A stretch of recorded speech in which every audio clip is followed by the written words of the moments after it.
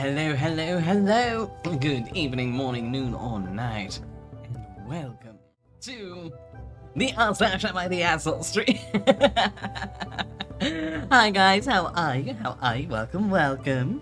How have your days been so far? I hope they've been going absolutely wonderfly, or at the very least, as wonderful as you guys.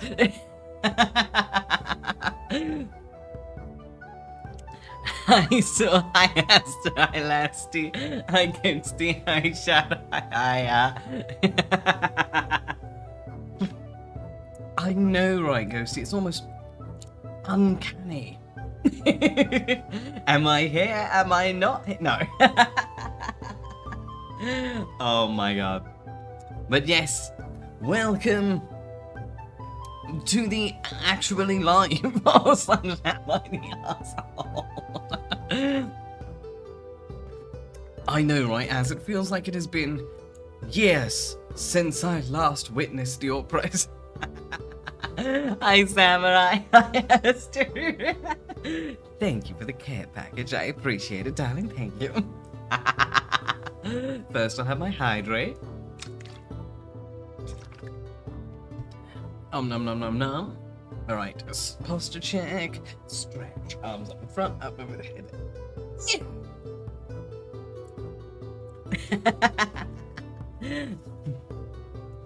Oh yes, hopefully things didn't glitch out on your ends too much, by the way. I very briefly did a very quick stop and start, so it's easier to export the video. Even though I can just like cut it down on YouTube, but semantics. Alrighty. The realm of Goss have many prezzies for us today. Oh my god, Samurai, I love that. Almost like how it just Lloyd did. Let's be honest, if you get hit by Lloyd with Spy Family, you're like, oh ho ho, Spy Baguette. But if you get hit by Lloyd from Estate Developer, you're like, oh hell no, want to forget. Please read it though, it's a fantastic manga. Webtoon's probably a more accurate descriptor for it, even though it all means the same thing, but you can find it on Webtoon. But yes, so, who's ready to commence the fresh tea? Oh my god, Samurai, you are absolutely welcome to.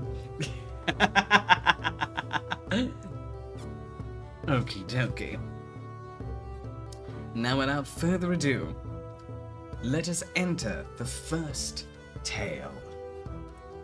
Am I the asshole for not letting my girlfriend into the bathroom? I was taking a shower, and in the middle of it, my girlfriend suddenly knocks on the door and pulls the handles several times. With the water running, it was difficult to hear what she said. She then proceeds to turn off the lights in order to get my attention. I shout that once I'm done, I'll open the door, but she doesn't want to turn the light back on until I open it. I get a bit irritated about the situation since I can't really see anything, and I'm nearsighted on top of it being pretty dark. She wanted to go work out and brush her teeth beforehand. After I was done, we got into a bit of an argument since I said it was unnecessary to turn off the lights while I was in the shower, and that she could have just waited until I was done. She starts ranting about wanting to head off, so she's at the gym before a certain time, since then the treadmills would be taken, and so on. I just felt it was a bit unnecessary, and now she headed off while the mood wasn't particularly at its best. Am I the asshole for not opening the door right away? Edit. For people wondering why I locked the door and think it's weird, the reason for it is that I just value my privacy. I don't like people running in when I'm showering. Of course, it doesn't do anything if she sees me naked. She's my girlfriend, but it's more of a personal preference. Also, we both do it.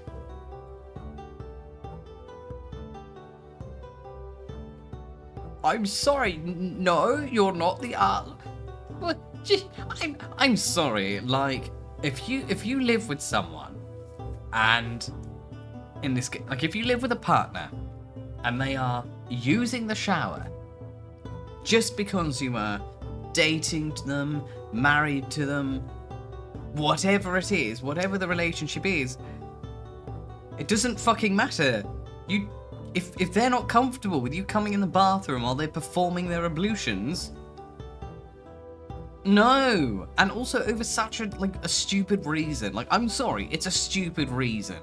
Like, for one, the girlfriend does the same thing. It's like, it would be a very different scenario. It still would be inappropriate, but understandable, say, if the girlfriend was doing all of this because she had a number 2 that wasn't willing to wait for the party. In that case, uncomfortable, but also, it's an emergency, you know? But like, she just wanted to brush her teeth before going to the gym. It's quite easy to assume that she probably brushes her teeth multiple times a day if she's concerned about specifically brushing them before the gym. And as such, she can brush her teeth after she's at the gym if she's that desperate, or take a travel kit or something. There's a million things you can possibly do that doesn't involve blinding someone while they're in the bloody shower. That's so petty! It's so petty. Oh my god. Yeah, absolutely not the arsehole, and I think he's well within his right to lock that door. Oh my god. He'd probably come in and like turn all the sinks on, which makes the shower water uncomfortable and everything. Like, I'm sorry, no emergency, no entry. Oh, poor OP. Oh my god. Yep. Hi Lavinia, hi Mystic, how are you guys? Welcome. Gotta love starting on some bathroom troubles.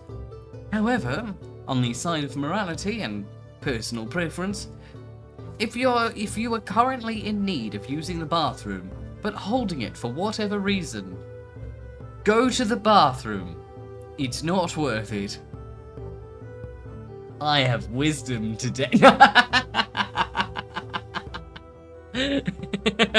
Have fun lurking, dearest Haya. Get your work done. Oh, for real, Swell. For real. Yeah, I've got a rhythm with the wisdom. Alrighty. On to the next tale. Am I the asshole for telling my bio sister, so my biological sister, that I'm sorry she wasn't adopted, but that doesn't have anything to do with me and I owe her nothing? I'll be honest, this is coming off as the opposite as the general shitty scenario, so fresh take, I suppose. But my heart's saying no. But let us get that sweet context. I, 25 male, was placed in the foster system by my biological parents when I was 2 years old. I was adopted sometime later by my real parents. I recognize that I'm extremely fortunate and lucky to have been adopted before I had any real memory of the system, and that my parents gave me a better life than I would have ever had if I had stayed with my biological parents. I grew up privileged. I went to private schools, had holidays abroad, and had my tuition paid fully when I started uni. I was loved and never lacked anything. I currently have a well-paying job as a chemical engineer, a beautiful wife, a house paid off fully by my in-laws, and 2 children. And I am very grateful for everything I have and recognize that I would be leading a very different life had I not been adopted. Last year, I was contacted by Opal, 27 female, who claimed I was her brother and wanted to meet up. After careful consideration, I agreed. After doing a DNA test together and digging a bit into family history, Opal and I discovered that we were placed into foster care around the same time. Usually foster care will try to keep siblings together, but for some reason we were not registered as siblings and were placed into different foster homes, probably due to having a different dad/surname and being given up by different people. Opal got very upset by this discovery, even more so after she found out that, while she was never adopted, I had lived a good life with loving parents. After the discovery, Opal started calling and asking to hang out with my parents and I, or asking me to do certain favours for her. It got uncomfortable really quickly, since, to be frank, I don't know her that well. In all aspects except genetically, she's a total stranger to me. I do not feel comfortable lending her money or introducing her to my entire family. She even made a couple of comments that made me uneasy when she asked me if I thought my parents would have adopted her also, had they known that she existed when I was adopted, and if I think they would accept her into the family now. Last night she called me again, this time to complain how she saw that the women in my family had a get-together over the weekend and how she felt excluded since she didn't get an invite. I told her that I get that she's upset, but that was a family get-together for all the women and she's not family to them, so she's not entitled to an invitation. Opal began screaming at me how it was unfair and how since I'm considered family, she should be considered too by extension, and that I owe it to her to make sure my family invites her next time, since it's the least I could do for her as someone who did get adopted. I told her that I'm sorry that she feels excluded and that she wasn't adopted, but neither my family nor I owe her anything, before hanging up the phone. Since then, I've been receiving non-stop texts calling me an arsehole and an evil jerk, and I'm starting to second-guess myself and need an outside perspective on the situation. Am I the arsehole? Oh, like, on the simplest front possible, absolutely not. Well within his right to say what he said. It is not either of their faults that their lives turned out the way that they did. If anything, it's the system's fault. Because ultimately, they should have been registered as siblings, but the system fucked up, failed to do so, and separated them from the get-go. So, the core of this can be blamed on the system itself. But in this particular situation, ultimately, it's one of those cases where, unfortunately, it's just a bad roll of the dice.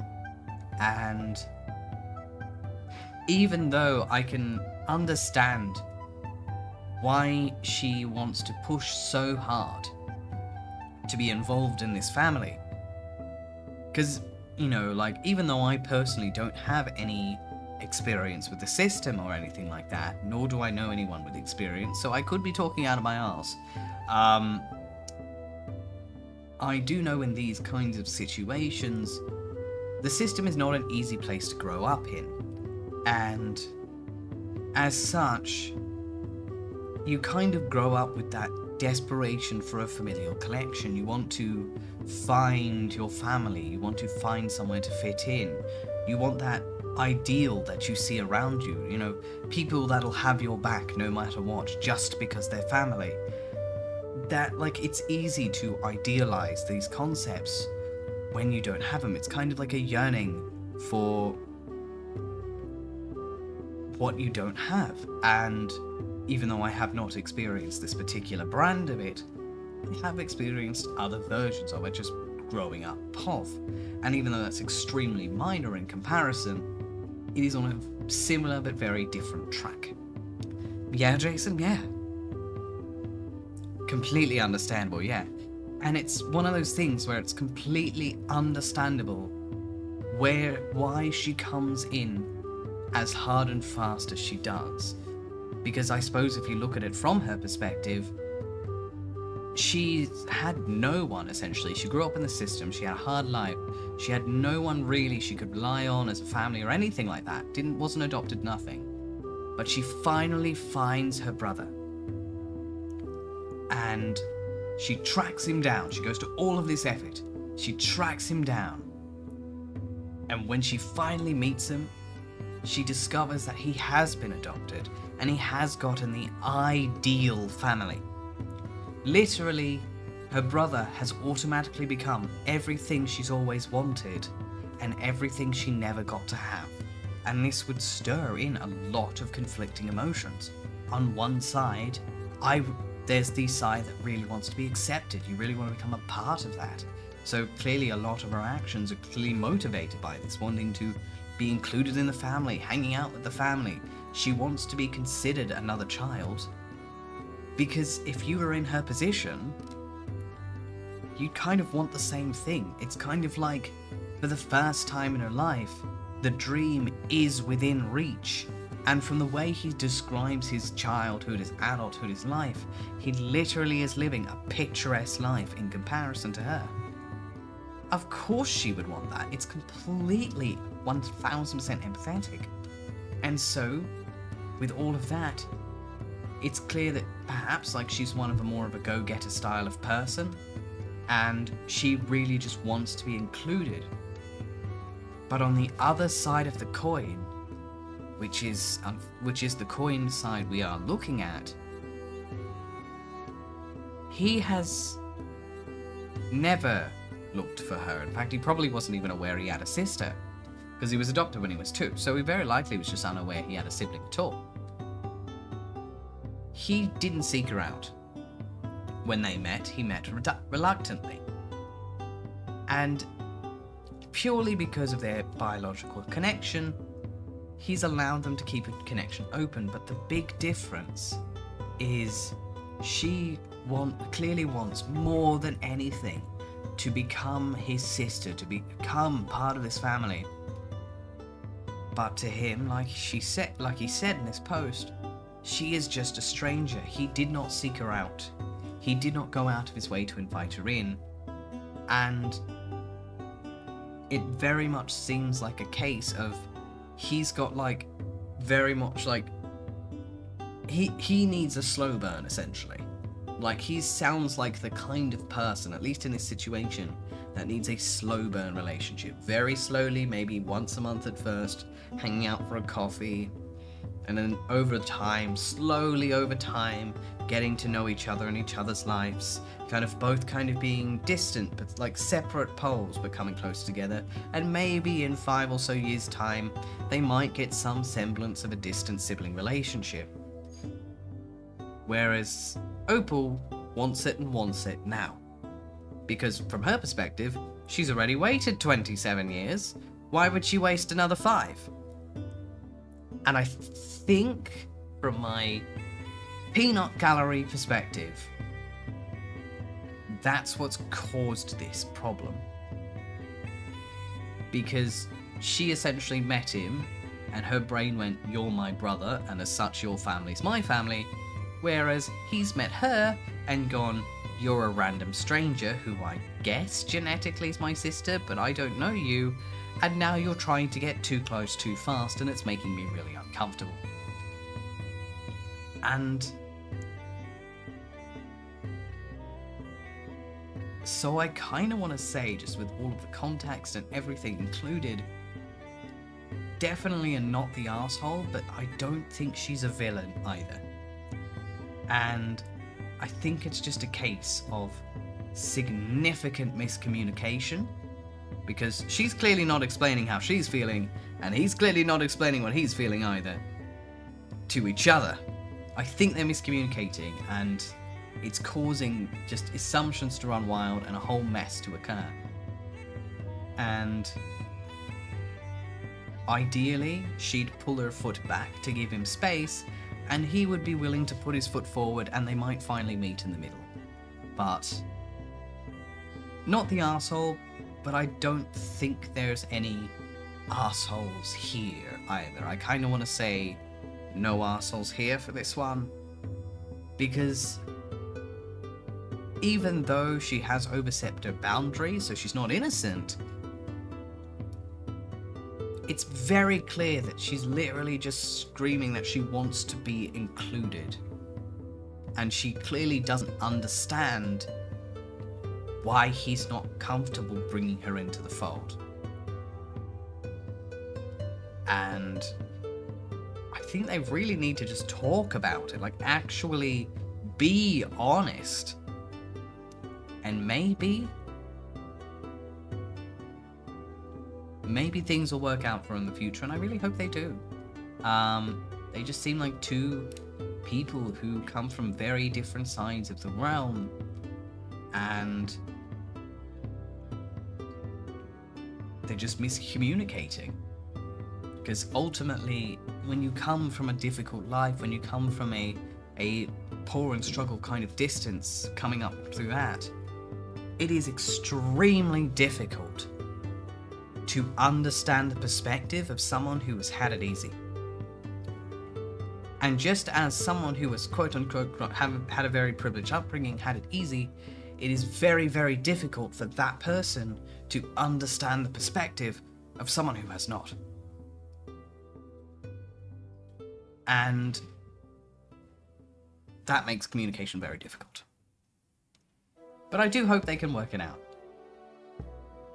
Maybe he needs to get a little more empathy for her situation, and maybe she needs a bit more for him. But ultimately, I want to say, not the arsehole, but no villains here.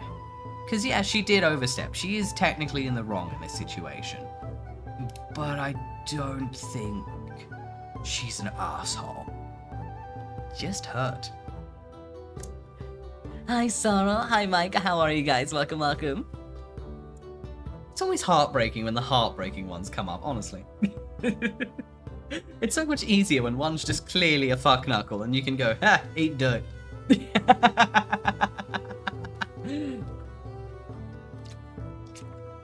Alrighty.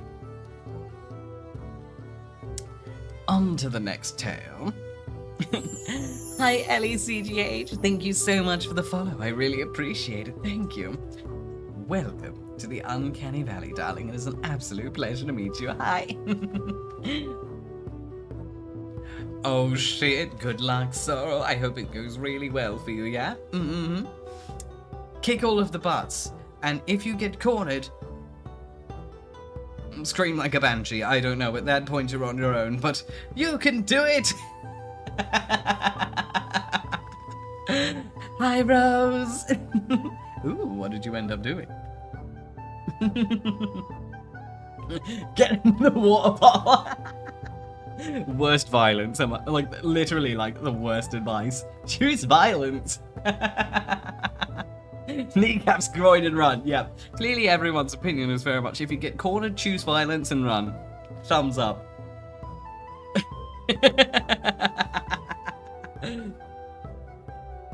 Oh my god, Rose. I do hope you've got all of the amenities needed to take care of that kitty. But nonetheless, give the kitty all the love. Fucking based. Alrighty. Am I the asshole for yelling at my brother's girlfriend because she's trying to get rid of me?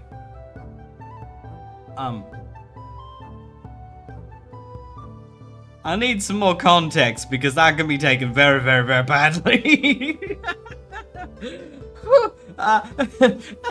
Put her in jail. Anyway, this is why we don't jump to assumptions.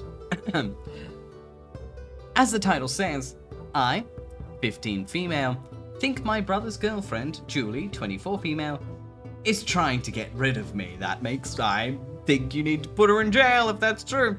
I live with my brother because after my parents' divorce, none of them wanted me, so my brother took me in. He was 18 and I was 8. We lived alone together until a year ago when he got a girlfriend. She doesn't live with us, but she is at our apartment a lot. I don't really like her, but I already know he kind of has some resentment towards me because he had to take care of me even when my parents were still together, and he couldn't have a life because he was always busy with me. I think they want to get married, and I'm scared about where I'll go. My mum doesn't live in the country, she went back to Korea after the divorce, and my dad's busy with his new family. Anyways, after school, I wanted to use my brother's phone to watch something. I saw a notification come up at the top, and it was from my mum. I was really curious because I don't talk to my mum, like, ever, and I didn't think he did either. But long story short, he wants to send me to live with my mum in Korea because Julie wants to move in and start a family. She said that when they start a family, they don't want to be looking after a teenager as well. I didn't tell him anything and just put the phone back. I went to sleep really scared, and now today I went to my cousin's house and told him what my brother was planning to do, and he told his mum. I didn't do anything wrong. I'm always nice to her, and I don't know why she doesn't like me. I really don't want to move. I have friends here and everything. I thought he loved me and wouldn't make me go back to her. My cousin's mum ended up asking him why he was going to send me to live with my mum, and he asked her how she knew. She said that I told my cousin and he told her. My brother took me back home because he didn't want to cause a scene at my aunt's house. When we got back, he asked me how I knew, and I told him that I saw his text to our mum about how he was sending me away. I was really mad, and I was yelling at him. He tried to hug me and sat down on the couch with his head down, not talking. And then like 10 minutes later, Julie came. When she came in the living room, she asked what happened, and my brother said she knows. Then Julie tried to talk to me, and I stood up and started yelling, and I don't know why she has a problem with me, but I'm his sister, so I'm not leaving. I also called her some names because I was really angry. Then, to my surprise, my brother pushed my shoulder and told me to go to my room. I asked why, and he yelled at me to go to my room. Julie was crying at this point. I went to my room and cried. I still think he's going to send me away. I don't know why she doesn't like me, and I didn't do anything to her. Am I the asshole for yelling at my brother's girlfriend? I told my friends about this, and they said I shouldn't have yelled, because she probably has her reasons to want me to go with my mother. Ooh. I feel like some information's being left out on this one. Bright side, it's not a murder plot. Hey 𝐄𝐬𝐕, it's like, I definitely feel like some crucial information's being left out. It is very likely that, considering she yelled at her, and then her brother suddenly told her to go to her room, very pissed off, and also the girlfriend was crying, I'm quite certain she said some really horrible things that she doesn't want to repeat here on Reddit because it may sway the argument. And since she's not willing to own up to what she said, it's very likely, because literally she mentioned, Julie was crying, I went to my room and cried. And then it's like, she still, and then right after she said that, I don't know why she doesn't like me, I didn't do anything to her. If you yelled at her to the point that she was crying, and still believe that you've done nothing, then I can't take the poster's word on saying that she's done nothing. Because clearly she's not willing to take culpabilities for her actions. Which likely means she's probably done and said some things over the relationship that have made the girlfriend very uncomfortable, but that she is just like, you know, just white, like, just as some teenagers do, kind of just gone, no, you're just getting upset for no reason, and dismissed. When there's probably more reason to it. Definitely more information needed. I do think that she's omitting some important things. I suppose an important point here, though, is she's 15, and teenagers are by definition teenagers. Ultimately, though, it's not without cause, and this kid has clearly had a hard whole lot in life. Everyone has failed this person. Like, it's honestly disgusting of the parents that neither of them took her in, like, and forced her on an 18-year-old. Like, Jesus Christ. He was fresh 18 and they forced him to take care of his 8-year-old little sister because they couldn't be arsed raising their own crotch goblin. Like, I'm sorry. That's fucked up. Either that mother should have taken her back to Korea with her, or the dad should have taken her in. They should not have forced her on the older son. And so you can understand why the brother wants to pass her back to the parents. And perhaps the brother has maybe been trying for a long time. Regardless, unfortunately for him, he took her in when she was 8, and she's 15 now. It's too late to dine and dash. She's lived with him for 7 years. He's well past the point of no return, personally. Like, it's not fair to raise someone, and just like the parents, ironically, it's not fair to raise someone for half of their life just to ditch him like a cat who peed on the sofa too many times. And ultimately, she's 15, she's 3 years off from turning 18, and yeah, it's all a matter of perspective, but regardless,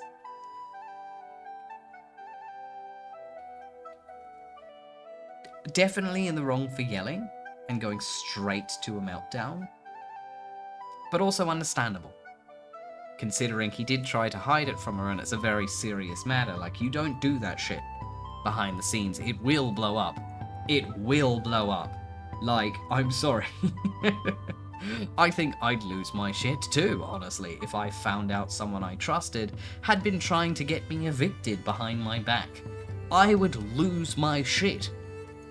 Like, literally, Zorro, it's horrific. So, understandable why she got emotional. Of course it is. But yeah, like, ultimately, everyone is in the wrong. I kind of want to say everyone sucks here. Like, I kind of want to say everyone sucks here for this one.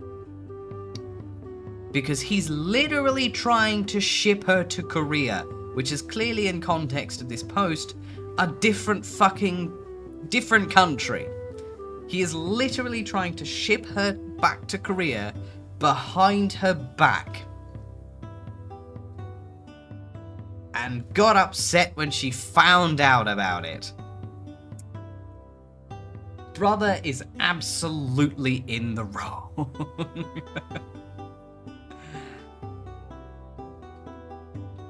And honestly, I'd say maybe Julie seems innocent in this particular situation, because unfortunately it just sounds like she walked in when the bomb went off, so to speak, so she got hit by the shrapnel. I know, right, Jason? Honestly, usually these are a bit more wholesome and less painful. Yeah. So it's like, welcome back to the land of the living, dear Ren. Exactly. I feel bad for the girlfriend. I think the girlfriend is innocent here. And it's like, honestly as well, another key thing that I've noticed is, literally the question is, am I the asshole for yelling at my brother's girlfriend because she is trying to get rid of me? However, when reading this entire post, she's not doing anything. Her brother's trying to get rid of her.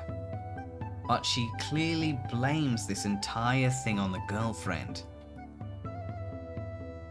The girl, in this particular situation, I'd say the poster is the asshole. But in an everyone sucks here kind of way. Because it looks like the girlfriend is the only innocent one, or at least the most innocent one in this particular scenario. Like, she's committed the crime of wanting to marry her boyfriend and start a family.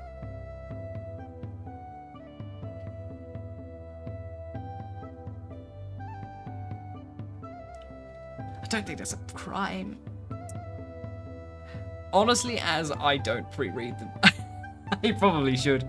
No, generally what I do is I will just start reading, and if I notice a not good section, I paraphrase it and continue going on.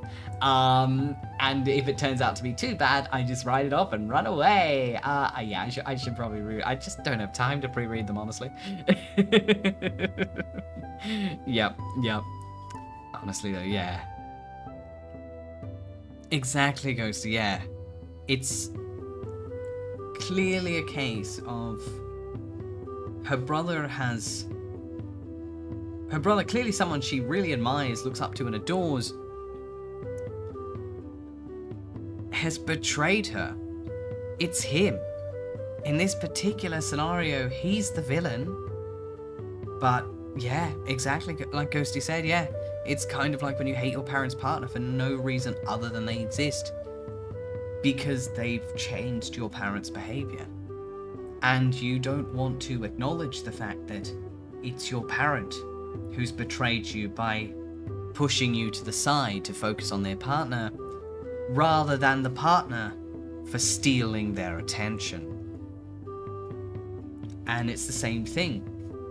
The brother is the one who has committed the betrayal, but she's blaming the girlfriend for influencing this decision. And yeah, it's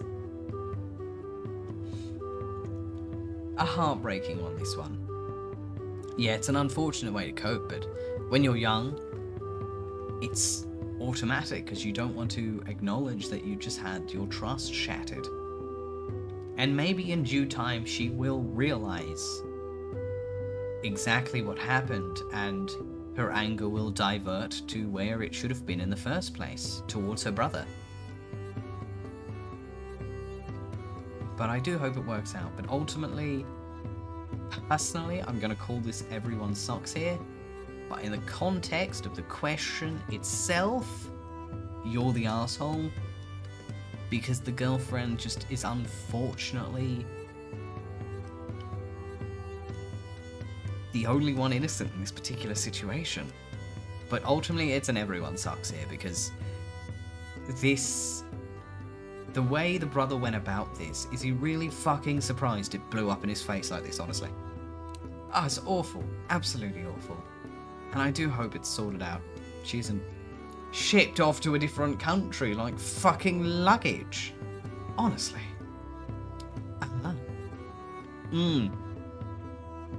Completely understandable, so yeah. Yep. It's like, even I did a similar thing when I was a young kid, when my dad first met his wife, who was his girlfriend way back when. Initially, I did dislike her. And it was the same thing, like, I'll be honest, we did have personal contentions, so like, ultimately, the dislike ended up becoming a bit more legitimate, but that was also when I was like fucking 12. But like, it's that whole case of when you're when you've got a predisposition to dislike someone. So you've already determined, I don't like you, fuck you. Anything they say that can be mildly offensive is the worst thing on the planet. Because you've already decided you don't like them. So anything they say, which you can even remotely assume is offensive to you personally, they've proved you right, they are fucking garbage, F you, die on a fire. And this could be something tiny, like, you're standing in the doorway and I need to get in, can you please move? And you'd be like, you're demanding and a prick, fuck you, I knew my dad's wife was a dickhead. Like, that's kind of like the leap you make as a child. When ultimately it's just one of those facts of life you need to accept growing up. Or, all of those things. And of course, I have a great relationship with her now. I'm well aware that I was being a petty 12-year-old. But like, it plays a role. And it's unfortunate, but I guess it's just part of being human. And all we can hope is character development occurs to us all over time.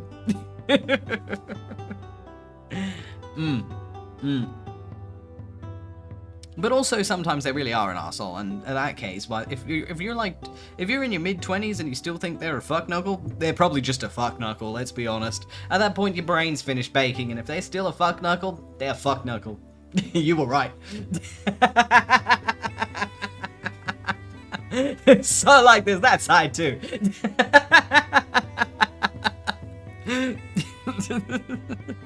Exactly, Zorro, yeah. Yes, I'm right. Yep. Oh, yeah, 19. So, like, older, but still a teenager, technically. And let's be honest, 19, you're an adult in some countries, but you sure as fuck don't have the brain of one. Alright, let's move on to the next story. Jesus Christ, oh my god. And this one's titled, Am I the asshole for yelling at my sister while her son was in the hospital?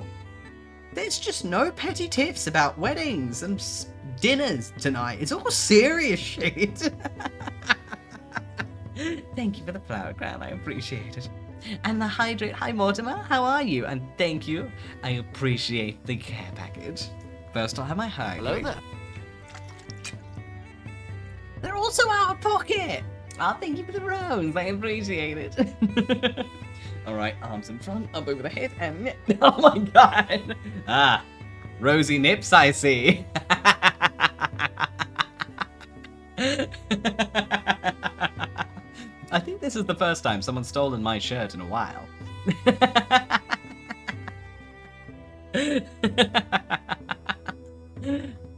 Oh my god. I guess you could call him a cheeky blinder. Anyway. I know, right? Alrighty. My sister, 34 female, and I, 28 female, had an issue recently that led me to losing my temper and yelling at her, and I want to know if I'm the asshole. So my sister is married to Ned, who's 40, and he has 2 older children from his first marriage. Those kids are 17 and 19 now. My sister and Ned have my nephew, Leo, 8, together. Leo was born with a heart condition and recently was hospitalized after some very worrying symptoms. He ended up staying for about 3 weeks and is still recovering now, but at home. While Leo was in the hospital, my sister asked me to stay with him for a few hours one day because she and Ned had appointments and things that had conflicted and they didn't want him to be alone. I agreed to sit with him and I was there for 4 hours in total. While I was there, Leo asked me why his siblings hadn't come to see him. He told me that my sister had told him I would know and that I could help him with that since while she and Ned were away. Ned and my sister had told Leo that his siblings would visit him every day and they made it seem like it was such a sure thing. So Leo was waiting and he was so upset that they hadn't shown up 2 weeks into his being in the hospital and they never answered when Ned called them. It was so heartbreaking to see and he was distressed. I was furious my sister threw me into the deep end like that and I can't answer for her stepkids. I hardly know those kids because they've always disliked that Ned married my sister and truth is they never showed any interest or affection for Leo. When my sister got back and we stepped outside so Leo couldn't hear or see us, I lost my shit with my sister and yelled at her asking what the hell she was thinking and how dare she put me on the spot like that. She started to cry and told me I didn't need to be such an ass because she was at her wit's end and had been so worried about Leo and didn't I realize that she was going through hell? I saw her a couple of times since then because Leo wanted to see me. She was angry about me confronting her after the stressful time while Leo was in the hospital. So that's why I was asking, am I the asshole? Oh my god, you've ginged me. Yeah, not the asshole. Not the arsehole. Thank God, it's cut and dry. Not the arsehole. Easy choice. Yeah, like hopefully they went like outside. I have a feeling maybe like outside, maybe it was like outside. And hopefully not within earshot.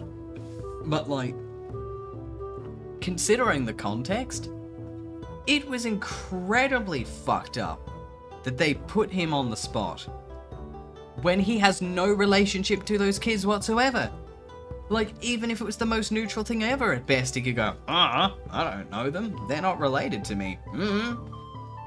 Like, that is so, and to give the poor kid the delusion that they're gonna show up every day, and they didn't show up once in a fortnight. And to leave it on OP, her brother, and Leo's uncle to explain that is obnoxious. He very well could have just gone ahead and told the kid the truth and she would have had no control over it. He could have straight up been like, look, I don't know anything about what they do, but I do know that they mostly just care about themselves. I'm sorry, don't expect them to come and see you as far as I'm aware. He could have said something like that. Broke the poor kid's heart, and then she would have been throwing a fit over that as well. Like, it very much sounds like this woman just did not want to deal with the reality that the stepkids don't like her son. But she put the onus on her son and her brother instead of either just coming up with a white lie, which is what a lot of parents would do in this situation, or just telling him the truth. And it's like, at the very least, she could have just bullshitted. Like, I don't like lies. I'm not on team lies. I'm always on team hard truths are better than bullshit. But like, there are 8-year-olds that still believe in Santa Claus, and he's in the hospital for a heart condition. It's one of those cases where a white lie probably would be the kindest thing you could do to him. Because it's like, oh, like, no, it's like they've told me they're going to try their best to come and visit you, but unfortunately they're just really busy with work at the moment. But I'll like, they've said they really want to visit you and to send you all of their love, and they'll try and come and see you. Because then the kid's not waiting every fucking day for them to show up. Because that is cruel. Because essentially, a watched clock never ticks, a watched pot never boils. And that's a metaphor for saying that if you were just sitting there waiting for 7-8 hours a day, the time goes at the pacing of molasses. She has just forced this kid to psychologically stretch out this 2 weeks in the hospital, waiting for people who never showed up. Of course he's heartbroken. Like, he's probably thinking, oh my god, my siblings don't care about me. My mum lied to me. Can I trust anyone anymore? Like, it's... She basically took the easy route out and ended up crashing into a wall. And just, absolutely not the arsehole. I feel bad for OP, honestly. And it's unfair of her to be angry about confronting her for her bullshit when she is literally the one that forced him in the situation with no warning. No warning at all. It'd be very different if she was like, hey, would it be okay if I said this? Because, like, I can. Because then he would have consented to it, or at least been aware of it. But, like, I feel for the kid most of all, and the OP. The OP was put on a spot by a question he had no preparation for, and the kid has spent a fortnight just waiting for people who are never going to show up and just having all of their worst fears realized. Absolutely horrific behavior. Honestly. Just cowardly, honestly. Call me judgmental, but yeah. Understandably, she's in a stressful spot, and I do have empathy for that, but ultimately, I think the one who is in the most stressful spot is the kid. Alright. On to the next story. Please, dear God, be petty bullshit. I need some petty bullshit. Am I the asshole for refusing to help my parents out for the last few months of me living at home? My parents have 3 kids. There's me, 17 male, my sister Lila, 15 female, and my other sister Gracie, 12 female.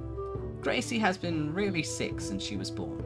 She has a really bad immune system, ongoing health problems, that means getting common illnesses are bad for her, and sent her to the hospital, and my parents have been fighting hard to keep Gracie healthy and safe and out of the hospital. This has meant Gracie has been the kind of kid my parents focus on more, and this also means she gets all their patience and understanding. My parents take a lot out on me, on Lila and me. We cannot need them or take their attention, because then we are the worst. Examples. Lila fell when she was 8 and she was bleeding a lot.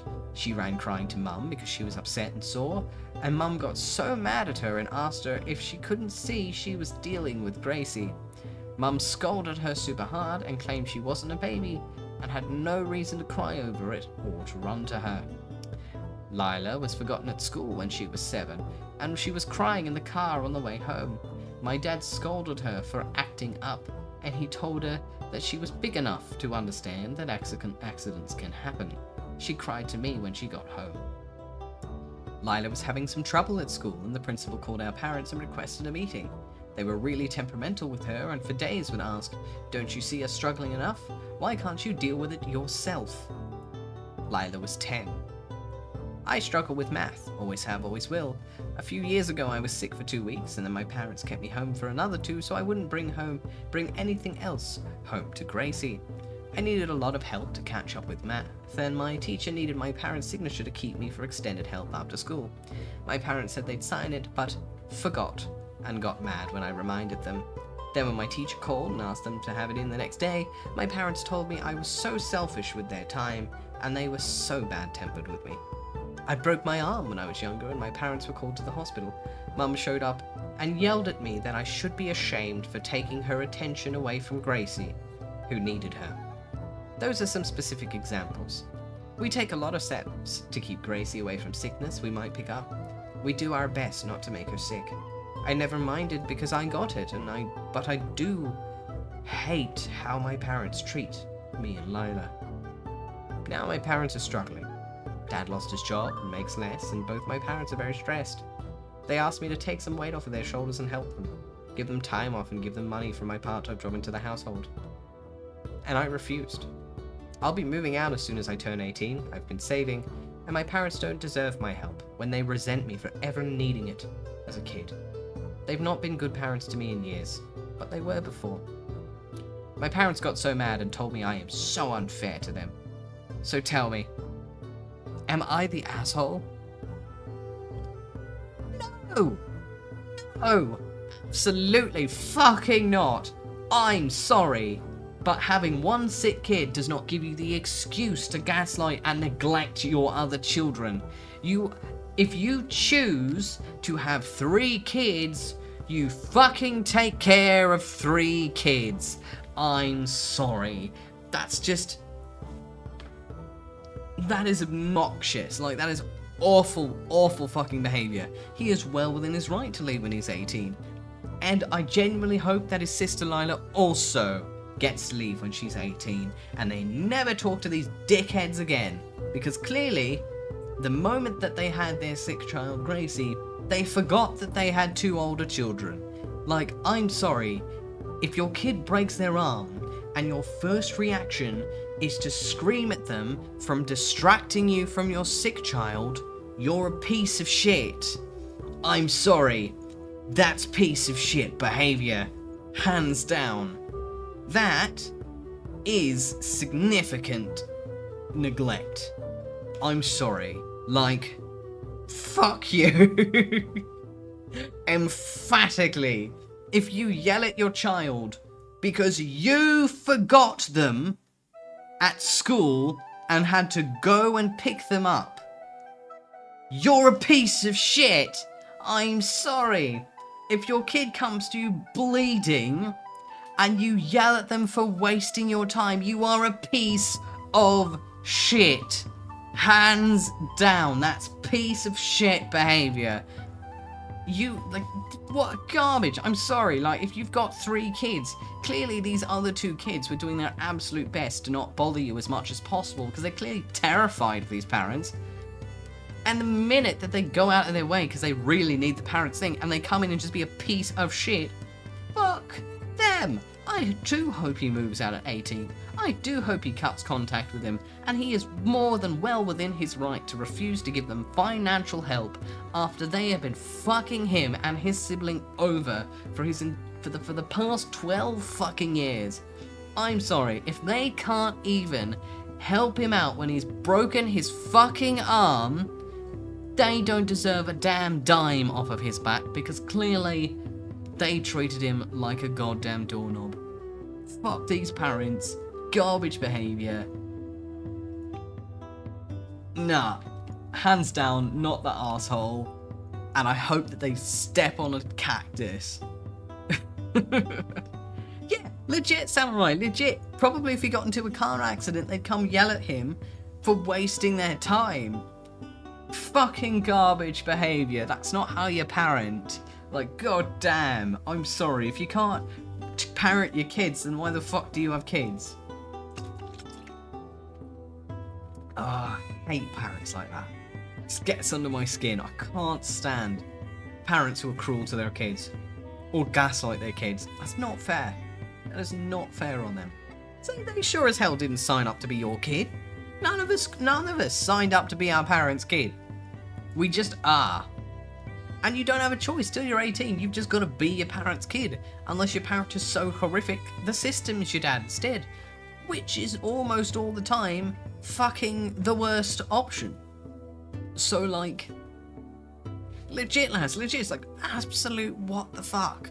Like, I genuinely hope they get out. I really, really hope that they get out for their own sakes, honestly. Awful, absolutely awful behavior, that. Let's move on to the next thing before we all could conjectively commit a homicide. Exactly, Ren, yeah.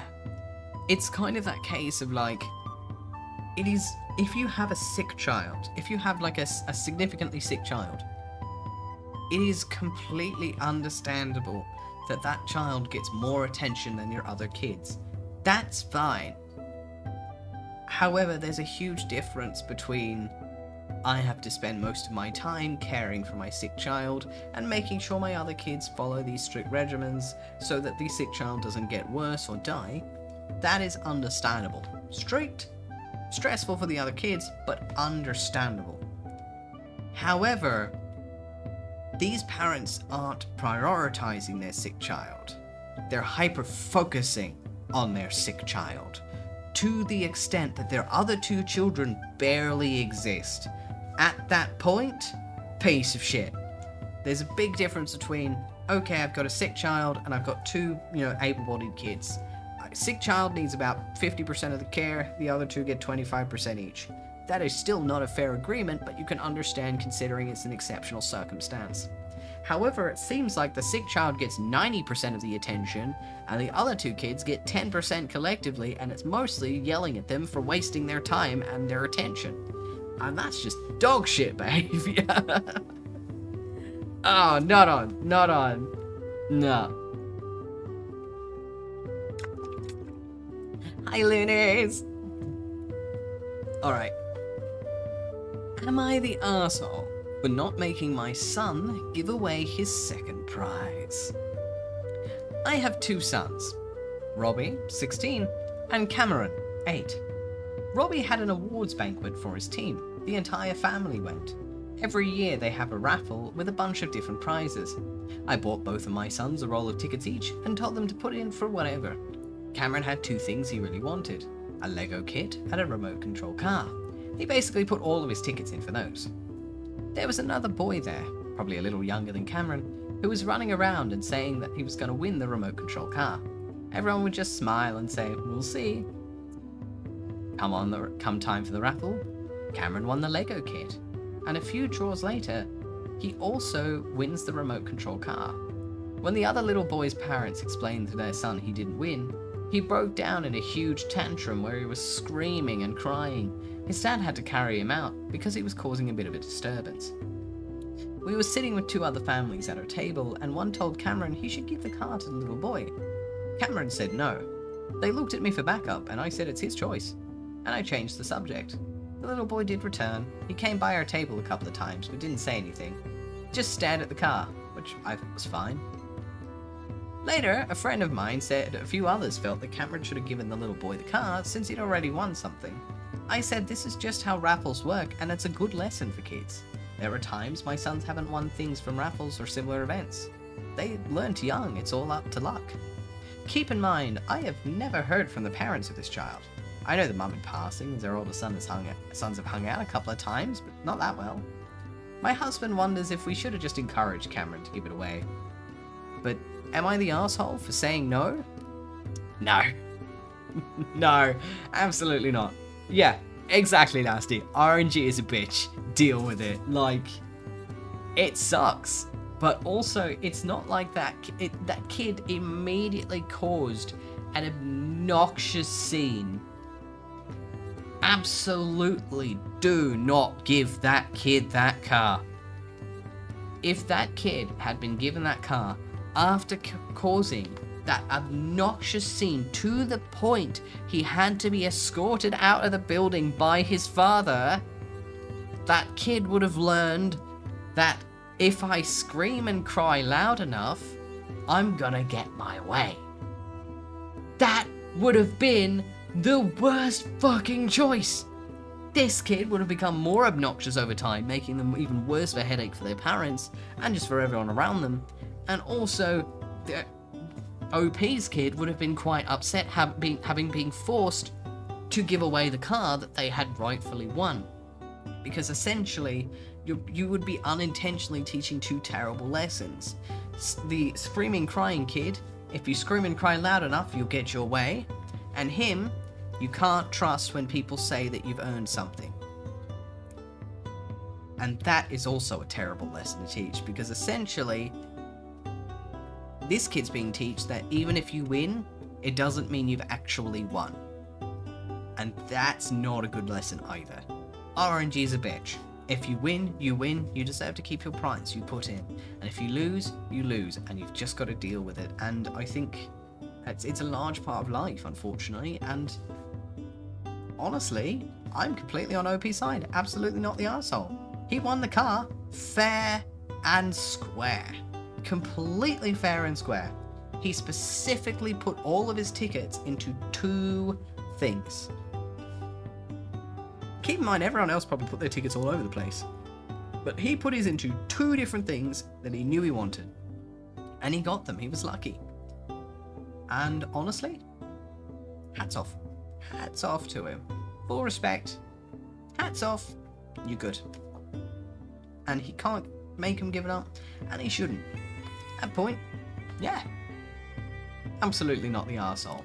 And it's kind of shitty of the other parents to be like, oh, you should have just given it to the other kid. Like, no. Oh, no. Instant gratification doesn't always turn out the way you think it's gonna turn out. And sometimes life is a bitch, and we do all have to learn it at some point. But I fully agree with you, yeah. Alrighty. Am I the arsehole if I demand we brush my 10-year-old stepdaughter's messy hair while we're out? Okay. Finally, some petty shit. I have a 10-year-old stepdaughter who wants long hair, but doesn't brush it while we're out. It's past her waist now. It becomes a tangled mess from her clothes, movement, weather, headphones, etc. She'll brush it in the morning at home, but won't do it again later in the day, or allow us to do it. I hope you can believe me that it looks really awful, like she hasn't brushed it in days. I don't see other kids with long hair look like this. She somehow gets it teased looking, with parts sticking up, hair folding up and over, divided strands so it looks unwashed, with balls of knots. Keys 1, if she's at home, in a park, playing with kids physically or being active, etc., then I don't care. But she doesn't go out with her mum much. Her mum is a homebody, doesn't like crowds, events, spending money, etc., so her mum doesn't see or deal with this as much as we do. In contrast, my husband and I are very social, love events, and it's not a hardship to buy tickets and outings all the time. 3, I know it's icky to brush hair in a restaurant or near other people. I try to catch her in the bathroom or when we're not near others. I care because I think it makes her father and I look neglectful. I'm embarrassed. It's not about looks. We're a bit alternative looking, so I 100% wouldn't care if it's about style or expression. I care because she looks dirty, so it's going to reflect badly on us, the parents that are out with her. My husband just doesn't care. He doesn't care about looks. He's very blind to details, such as house cleaning, literally doesn't notice a dirty floor type of person. Plus, he says, but she brushes her hair in the morning. So I'm the nagging stepmom, solely caring about stepdaughter's hair. If you saw a 10-year-old with rat's nest hair, would you judge the parents? Or figure the kid is just making their own decision and being a stubborn kid? It's also unfortunate because she wants to keep growing it out, so I'm worried it's going to look worse and worse. TLDR, 10-year-old stepdaughter's hair gets insanely messy when we're on outings, and she refuses to brush it. I'm embarrassed and I'm worried I look like a neglectful parent. Am I the arsehole for wanting to make it a rule that we brush it when it looks like she's been through a hurricane later in the day? This is a tricky one.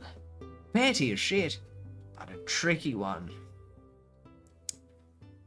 I completely understand why she wants to make sure the kid brushes her hair. Fully empathize with that. But I do think perhaps an alternate compromise should be looked at as well. Clearly, if she's putting up this much of a fight, she's not comfortable at the very least with other people brushing her hair. Granted, she could just be being lazy. 10-year-olds can be pretty lazy too, so there is the dual perspective. She could be completely right with her perspective.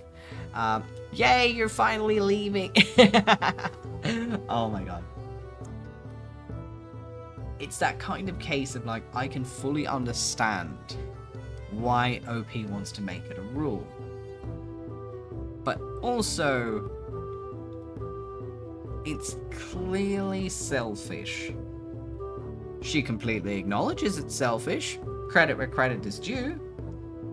But it is completely selfish. It is not really about the kid. It's not about her hair health or anything like that. It's specifically so OP isn't embarrassed in public. And with that in mind,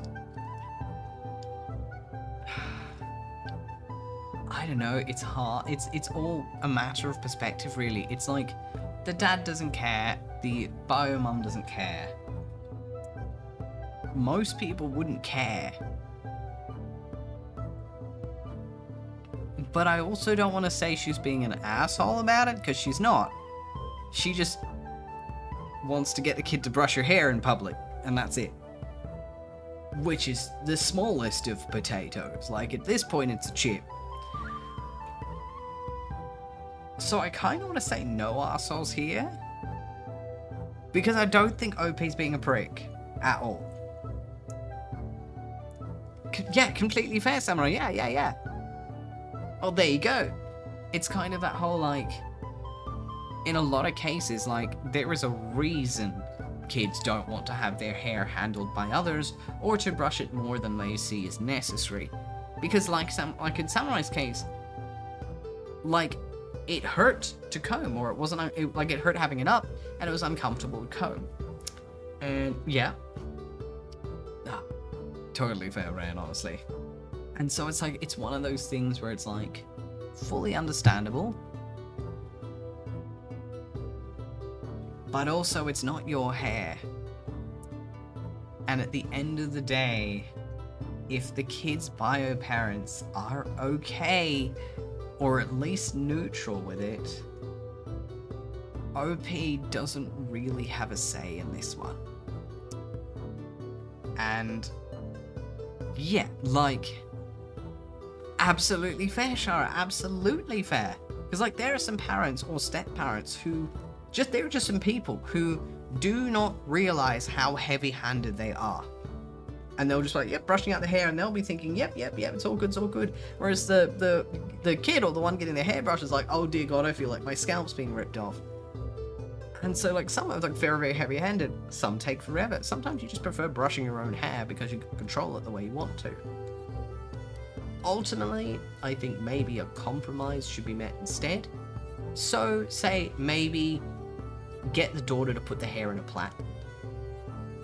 Like, a low plait.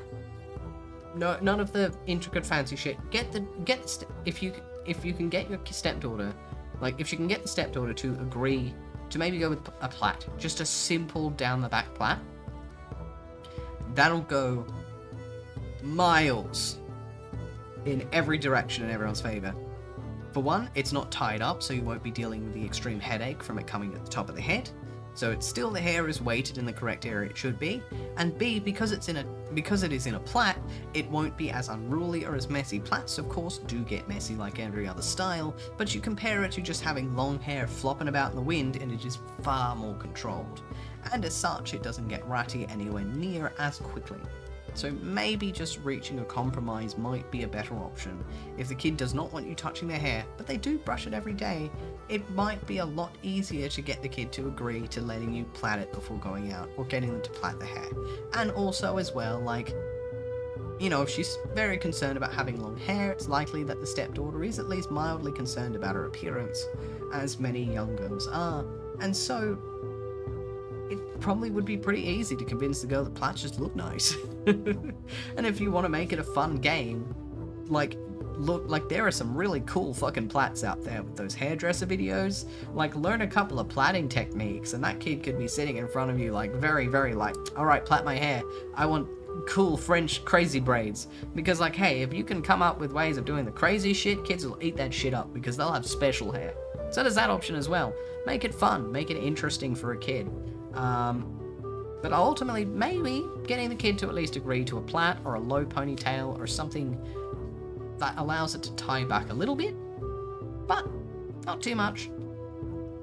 And there might be a happy ground there.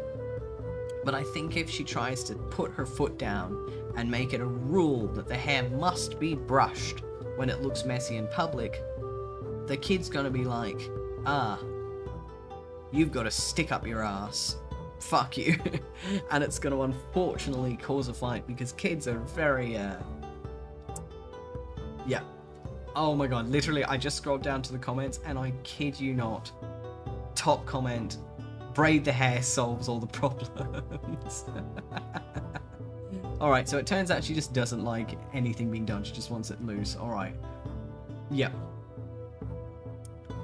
But yeah, like, honestly at that point, if she's just being stubborn, like, you got to reach a compromise. But yeah, hopefully either at least convince the kid to either braid it or have a low ponytail or something. Something tiny, or just, yeah. Regardless, it is an absolute, like, McDonald's fry level of a chip. Of a potato. That particular thing.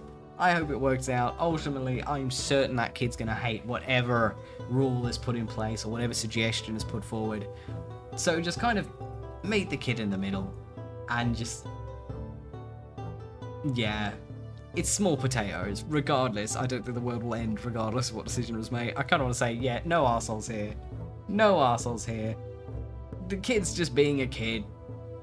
OP is just being, you know, a step parent. With a kid with a hair that looks like a rat's nest. It's pretty neutral. Nice change of pace, honestly.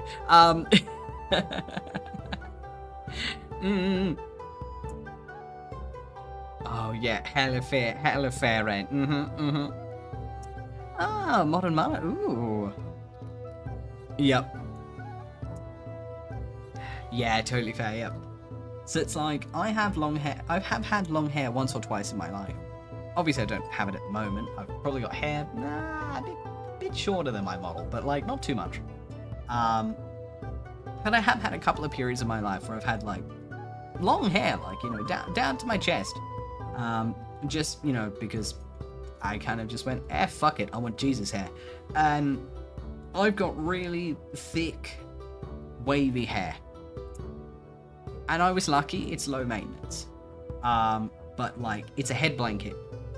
Literally, the reason that like, I don't really want to grow my hair out, you know, beyond just not really wanting Jesus hair and it's tedious, it's a fucking head blanket. Jesus Christ, like, oh my god, like, in the summer in Australia, it is like boiling an egg. Oh. My hair is way too thick for heat. Even my short hair is way too thick for heat.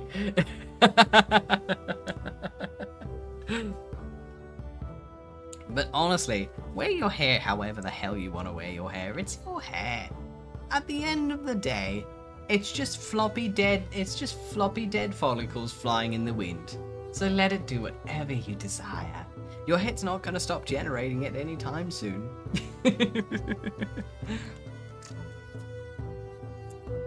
Alrighty. Am I the asshole for not giving my pregnant friend a car seat? I, 26 female, have a 1-year-old daughter.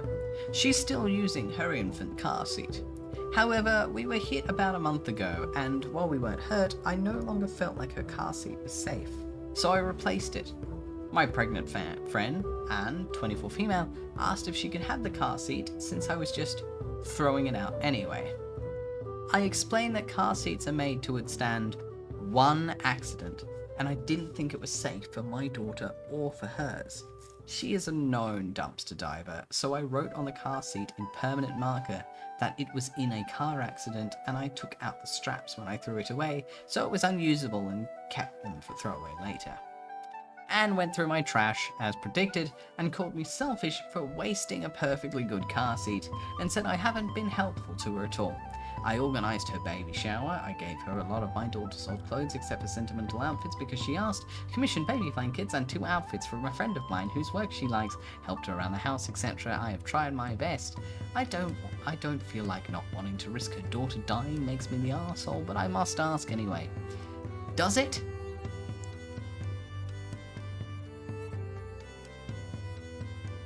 This woman's a bin chicken!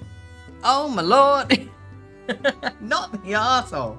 Not the arsehole! Oh my god. Absolutely not the arsehole. Ah. Honestly, that's entitled. That's this Anne character, she's entitled as fuck. That's so entitled, that's a skill issue. Bitch, just get a new car seat, or at least get a used car seat that hasn't been in an accident. Oh my god, like Facebook Marketplace. You can get free shit on there all the time. And cheap shit, because it's mostly just people trying to get rid of their garbage for $10. Like, come on. Come on. Don't bin chicken your new baby. Like, clearly she's bin chickened everything else. She's gotten clothes from everyone else and everything else. It's like, just... New baby's not the time to be a bin chicken. Like, thrifting's totally cool. But like, Jesus Christ. Yeah, Raggedy 2 from all that dumpster typing. Oh my god. Yeah, they have expiration dates as well. And it's like, just, I'm sorry, but like, if you really want to get a car seat made for murder, you're not getting it from OP, because no one wants to be like privy to your like murder. Like, what? Yeah, like, I think, like, this is literally the top comment as well. So I'll read out the top comment because it's fully agreeing with the sentiment. Not the arsehole. You're right in that after a car seat's in an accident, it has to be fully replaced, and the old one is no longer allowed to be used. If it is used and there's an accident and anything happens to the child inside, the insurance companies will refuse to pay out and the parent may get in trouble for child endangerment. Some car seat companies even have it written into their warranty that you can't even gift the car seat to others, and that the warranty will only cover the original purchaser in order to go one step further. There's perfectly good car seats that are inexpensive on the market. I sold them for years. It's better to buy a higher end one, obviously, because it's got more safety features and you get more use out of them, but the less expensive options are perfectly good too. You did the right thing in doing your best to make your old car seat unusable. Most car seat companies suggest you do that to prevent this exact thing. The only thing I would have suggested doing different would have been to take a knife to the seat padding too, so she can't jerry-rig something together.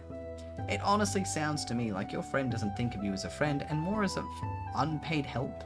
If she's speaking to you like that, it doesn't matter that she's pregnant. You don't talk to your friends that way after they've done so much for you. If she thinks you haven't been helpful to her at all, you should stop helping her at all and just let her see what that really looks like. Ugh. And the OP responded going, I thought about that but felt like I was being dramatic. She did leave it beside my trash can when she realised what I did, so at least I know she can't with that one. I'm glad the bin chicken was disappointed in its latest find. Oh my god, I'm sorry, like, I completely understand being on the less financially free side of the spectrum. Full understanding, empathy in that.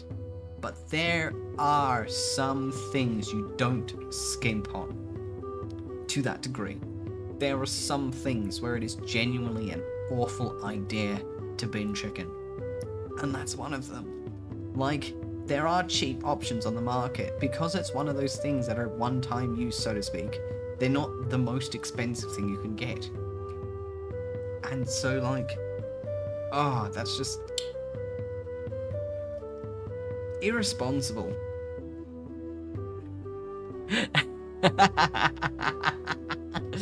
Ben's tried to bin chicken a baby seat. Oh, okay. I've just read the title to this next one and I am automatically mad. So let's enjoy it. Am I the arsehole for calling out my nephew for claiming AI-generated art as his own in an effort to outshine his cousin? Get fucked, nephew, you're a piece of garbage. This story involves two of my nephews, who were called Greg, 16, and Bill, 17, who are not brothers. Bill has been taking art classes lately and has put up a few of his works on our family's Facebook group. After a few family members replied with how proud they were of Bill, Greg posted some digital images of far, far higher quality that he claimed were his own. His tone was mocking of Bill, as he commented that he taught himself and didn't need school. Additionally, he posted some rather harsh criticisms of Bill's art. A few of our older family members complimented Greg and were naturally blown away, but then I noticed a few very, very obvious signs of AI art generation. Weird hands, for example, and so I called him out on it. I pointed out to the family that Greg had not made these, but instead they were created using a website. Greg was first defensive, but then took the images down without admitting guilt. I want to be clear that I only called Greg out because he was obviously trying to one-up Bill, who was putting legitimate effort into his work. Greg's mum reached out to me and said she understood but wished I'd talked to her rather than posting out there for the family to see, because now Greg feels too ashamed to talk to the family. I can appreciate that, but my concern is that if Greg had merely taken the images down without any explanation, then there would have remained that idea in people's heads that Greg was, unfairly, the superior artist in the family. Greg's father, on the other hand, says I'm an arse, since he sees it as me bullying a kid a decade younger than me. Was I an asshole on this one? No. Absolutely not. Nip that shit in the bud. Shut it down. He deserves to be embarrassed publicly for trying to use AI art to to make himself look better than someone who is actually pursuing art. That's bullshit. He was basically trying to bully Bill out of, pursuing art by claiming he was the superior artist, or by using AI generated art, which comes from stolen art of professional artists. Get fucked. I don't care if you're 16, you're old enough to know that you're being a twat. You deserve that 1000%. Not a lick of mercy. I'm very much of the opinion that AI art at best should be used for maybe reference images and the kind of stuff that's behind the scene. It is not art, it is images for a reason. It is just a mishmash, a white noise of people's things, and it is not... just... fucking no. Not the arsehole. Get fucked. And yeah, I'm glad he's too ashamed to talk to the family. Maybe now he can see he was being a piece of shit. He was the one bullying the other kid. Just choke. Choke, Judge. I'm sorry, I'm an artist myself, and as such I get mildly tilted. I can make concessions because I do believe in the advancement of technology. However, my concessions are thin and in very specific circumstances, and this is not fucking one of them. Thank you so much for the follow, dear Kira201. I really appreciate it. Thank you, and welcome. Yep. Straight down. Suffer. Literally, I'm very much of the opinion that AI art, or quote-unquote, AI-generated images is probably more accurate descriptor. AI-generated images, I am only, willing to, go, yeah, fair enough, if it's used in the same way that Pinterest or a mood board is used. Hi Ragnar! Very much a case of Pinterest is a notable art theft cesspool. It has been for years. I'll be honest, I don't like the site. Almost none of the artists or creators on that site are fucking credited or linked correctly. It is just an art theft pit, like those old Instagram accounts that just steal fan art and post them and don't credit anyone. Fuck them! They're actually stealing from actual artists, and directly at that. All for their stupid mood boards. I'm madder at the existence of Pinterest than AI art, because at least AI art terribly remixes it. And it's very much a case of if it is socially acceptable, completely understandable, acceptable, no issues with using things like fucking Pinterest, that's full to the brim of actual, direct, stolen works from photographers, designers, artists, makeup artists, all sorts of creators. And it's all just stolen off the internet. I found my own shit on there before that's just been ripped and someone's posted it as their own. Fuck off! And it's a nightmare to get shit taken down. Pinterest is a cesspool. However, it is good specifically for reference image search. I will give credit where credit is due. I hate the place. Because of what it stands for and all of the bloody creators it's pissed over to get there. However, it is good for referencing things like character creation, things of these. Yeah, legit, Ragnar, legit. I fucking hate that website. I'm very much of the opinion that, I'm sorry, if you are someone who is of staunch anti-AI art but will defend Pinterest, you're being a hypocrite. That is hypocritical, because Pinterest is no fucking better. In fact, in some degrees, it is worse. And in some degrees, it's better. It's a double-sided fence. That is my controversial opinion. So, I can concede that Pinterest is necessary in terms of reference. Because even though I hate the place, I will use it if I need reference images. And I will reluctantly tell people to use it if they need to find references. Because if they don't know how to draw, or if they don't have these skills but they want to work on a design with me or something, artists generally need visuals to help us out. And Pinterest is the kind of place where you can find these visuals. I'm of the same opinion to Pinterest as I am to AI-generated images. Reference.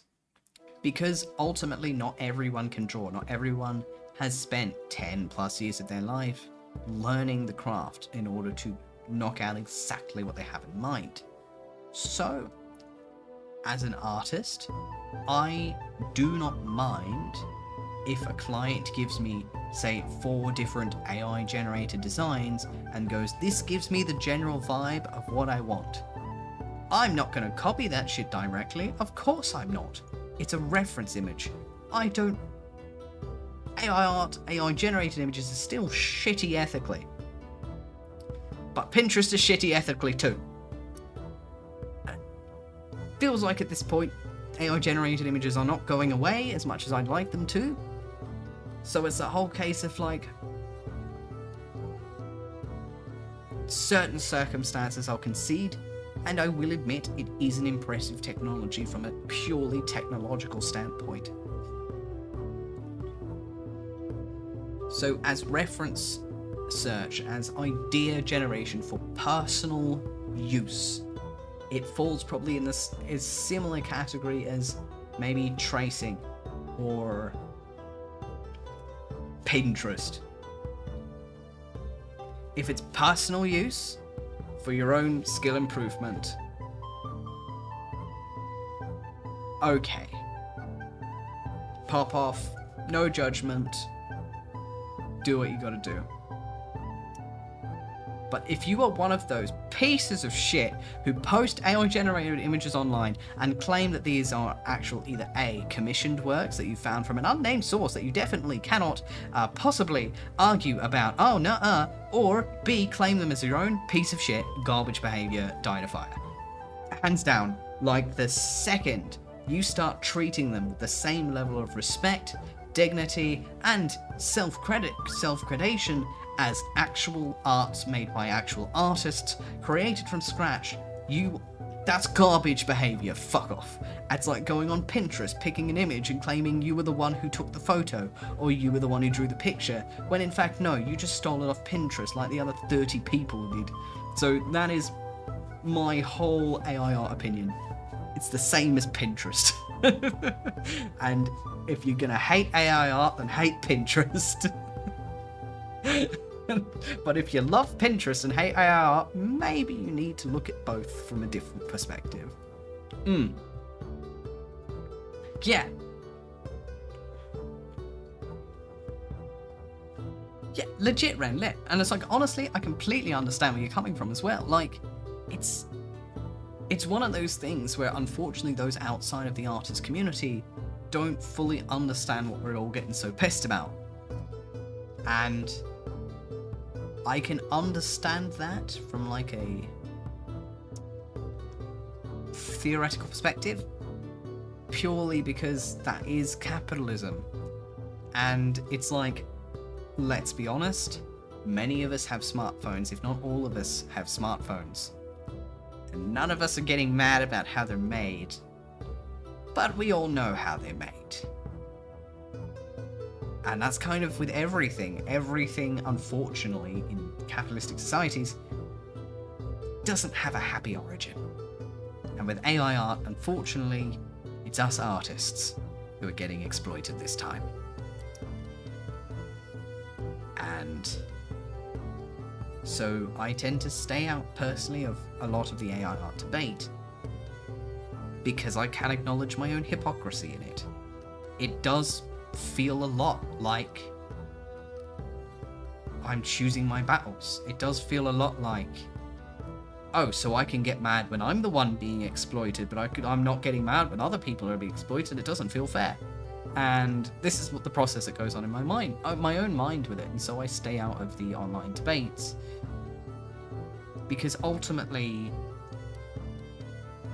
I'm literally surrounded by things that did not come from good places. And if I am to be completely fine and fully accepting of the things that make my life as comfortable as it does, maybe I do deserve to take a hit here and there. But regardless, yeah. And that's absolutely fair, actually, yeah. And it's like, so that's my opinion on AI art. It is definitely eye-opening, being the one being exploited for a change. But ultimately, AI art, or AI-generated images, for reference, for mood boards, for stuff, for inspiration, fair enough. For personal use, fair enough.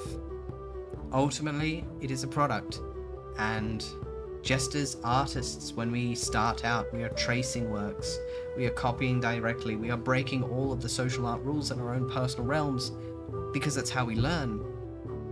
And we use places like Pinterest. We use the Google image search for references.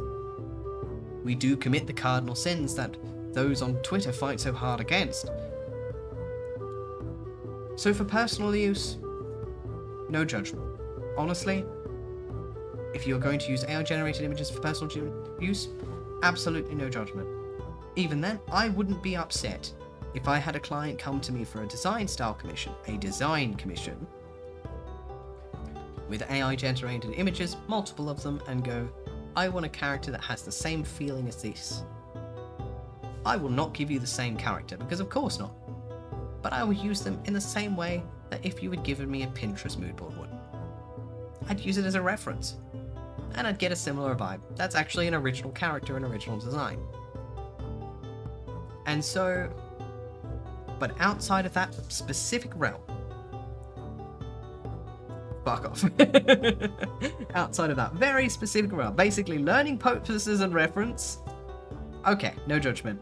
Outside of that, garbage, fuck it, garbage behavior, die in a fire, hate the whole thing. But I know if I tried to argue that on Twitter, I would get dogpiled in a heartbeat.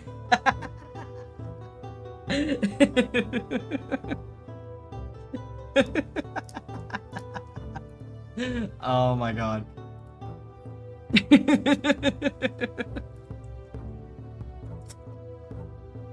There's one cruel lesson that life has taught me, and ironically, a good lesson that these posts teach me, and teach all of us, is the world is not black and white, and it's the shades of grey that really make shit complicated.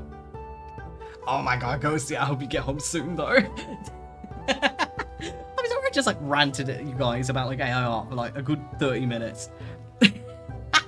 How to tell I'm an artist.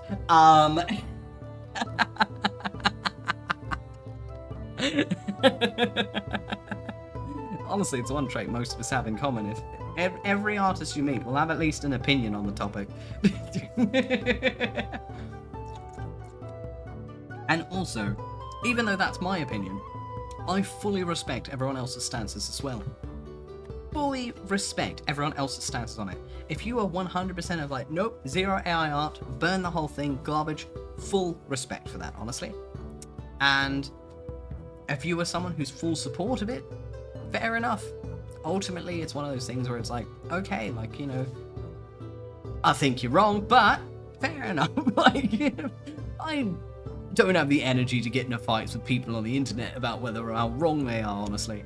But yeah, I mean, that's what it is at the end of the day. But yeah, full respect for everyone's opinions on the topic. But honestly, Ragnar, it really is the perfect artist checker. Like,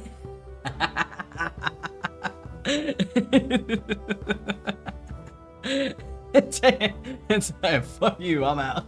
It's like, I'll be honest, like, anyone who's like, oh, I'm in full support, use AI art everywhere, get fucked. I will admit, though, one thing that does get me genuinely tilted, I will be honest, one thing that gets me genuinely tilted with AI-generated images is very specifically artist companies using them.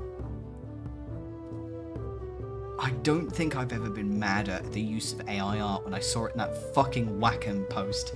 I'm sorry, you sell drawing tablets. Get fucked and hire an artist. That's literally who's paying your paycheck, dipshit. Like, I'm sorry, but I'm not. Like, no excuses. If you sell products specifically to artists, digital artists in particular, that's extra busy. If your entire market is around digital artists, like you sell an art program or art supplies, any of that shit, don't do that shit. Fuck you specifically. Now that I genuinely know, I get very tilted about that, I'll be honest. I was never more personally pissed off than when I saw Wacom use that fucking AI generated dragon in their goddamn, like, Chinese New Year's post. No, you were literally for artists. You probably have a staff full of artists. Draw it yourself, numbnuts. God, idiot sandwiches. Exactly so, yeah. And also, I hate how, like, these exploitative people keep putting AI art on, like, sites like Etsy and shit, and claiming it's their original shit. It's in the same category of those donkeys who put Temu shit on there and claim it's handmade and original. Bitch, no, it's $2 on Temu. Fuck off. Like, no, get out of makerspaces, you exploitative piece of human fucking garbage. Anyway, on to the next work. Yeah, I have opinions sometimes. Anyway,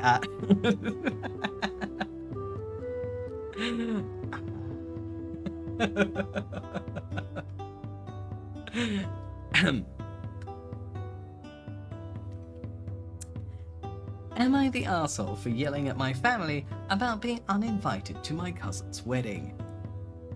Just like immediate change of topic.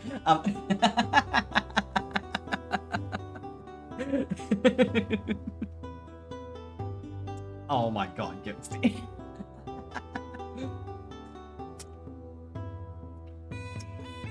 Alrighty.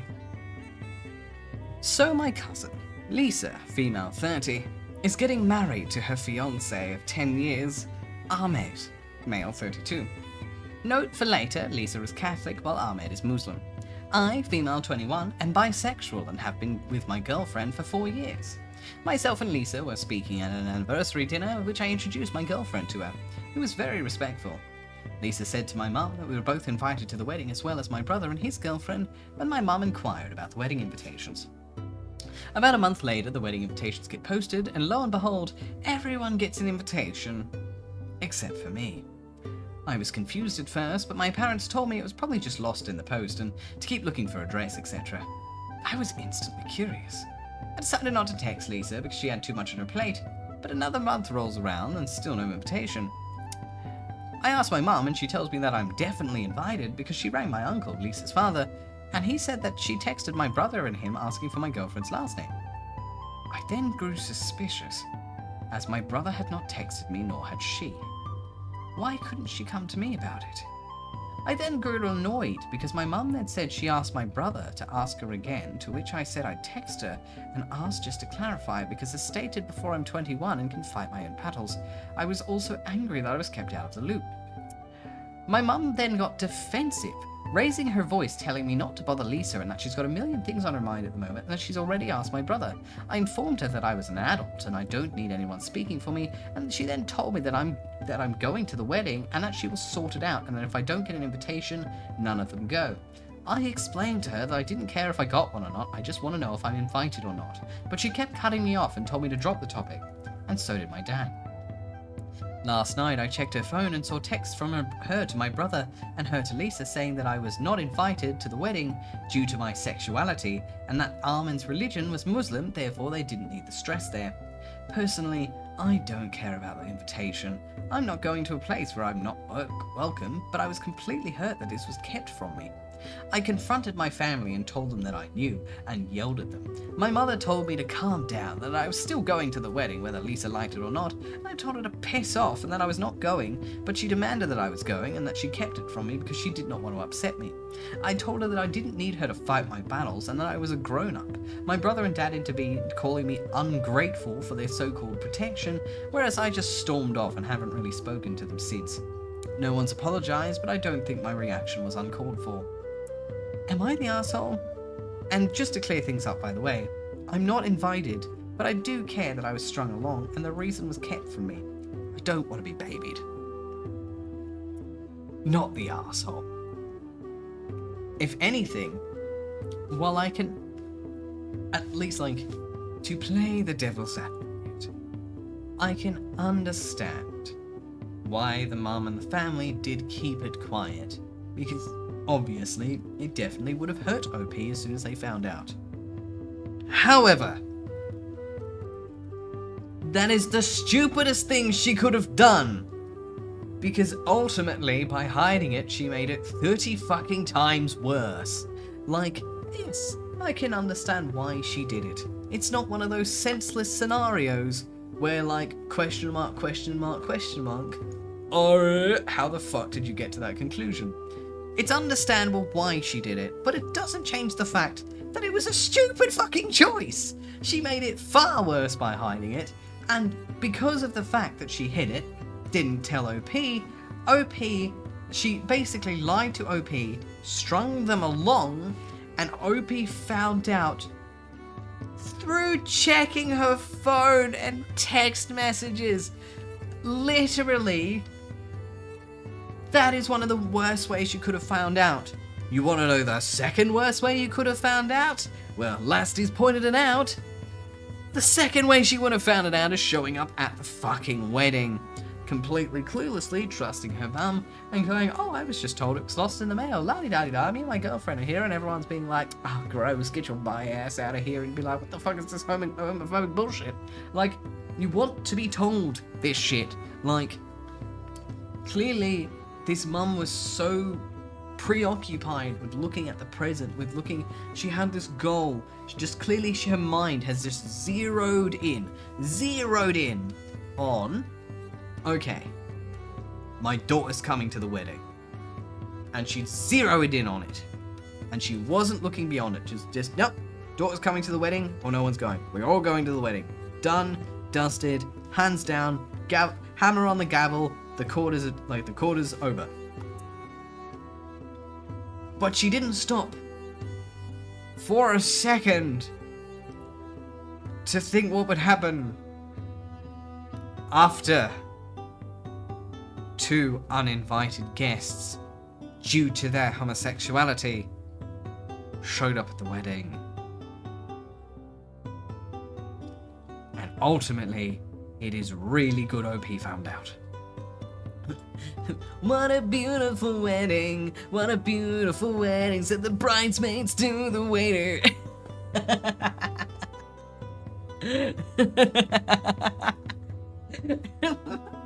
I chimed in like, haven't you people ever heard of closing the goddamn door? No.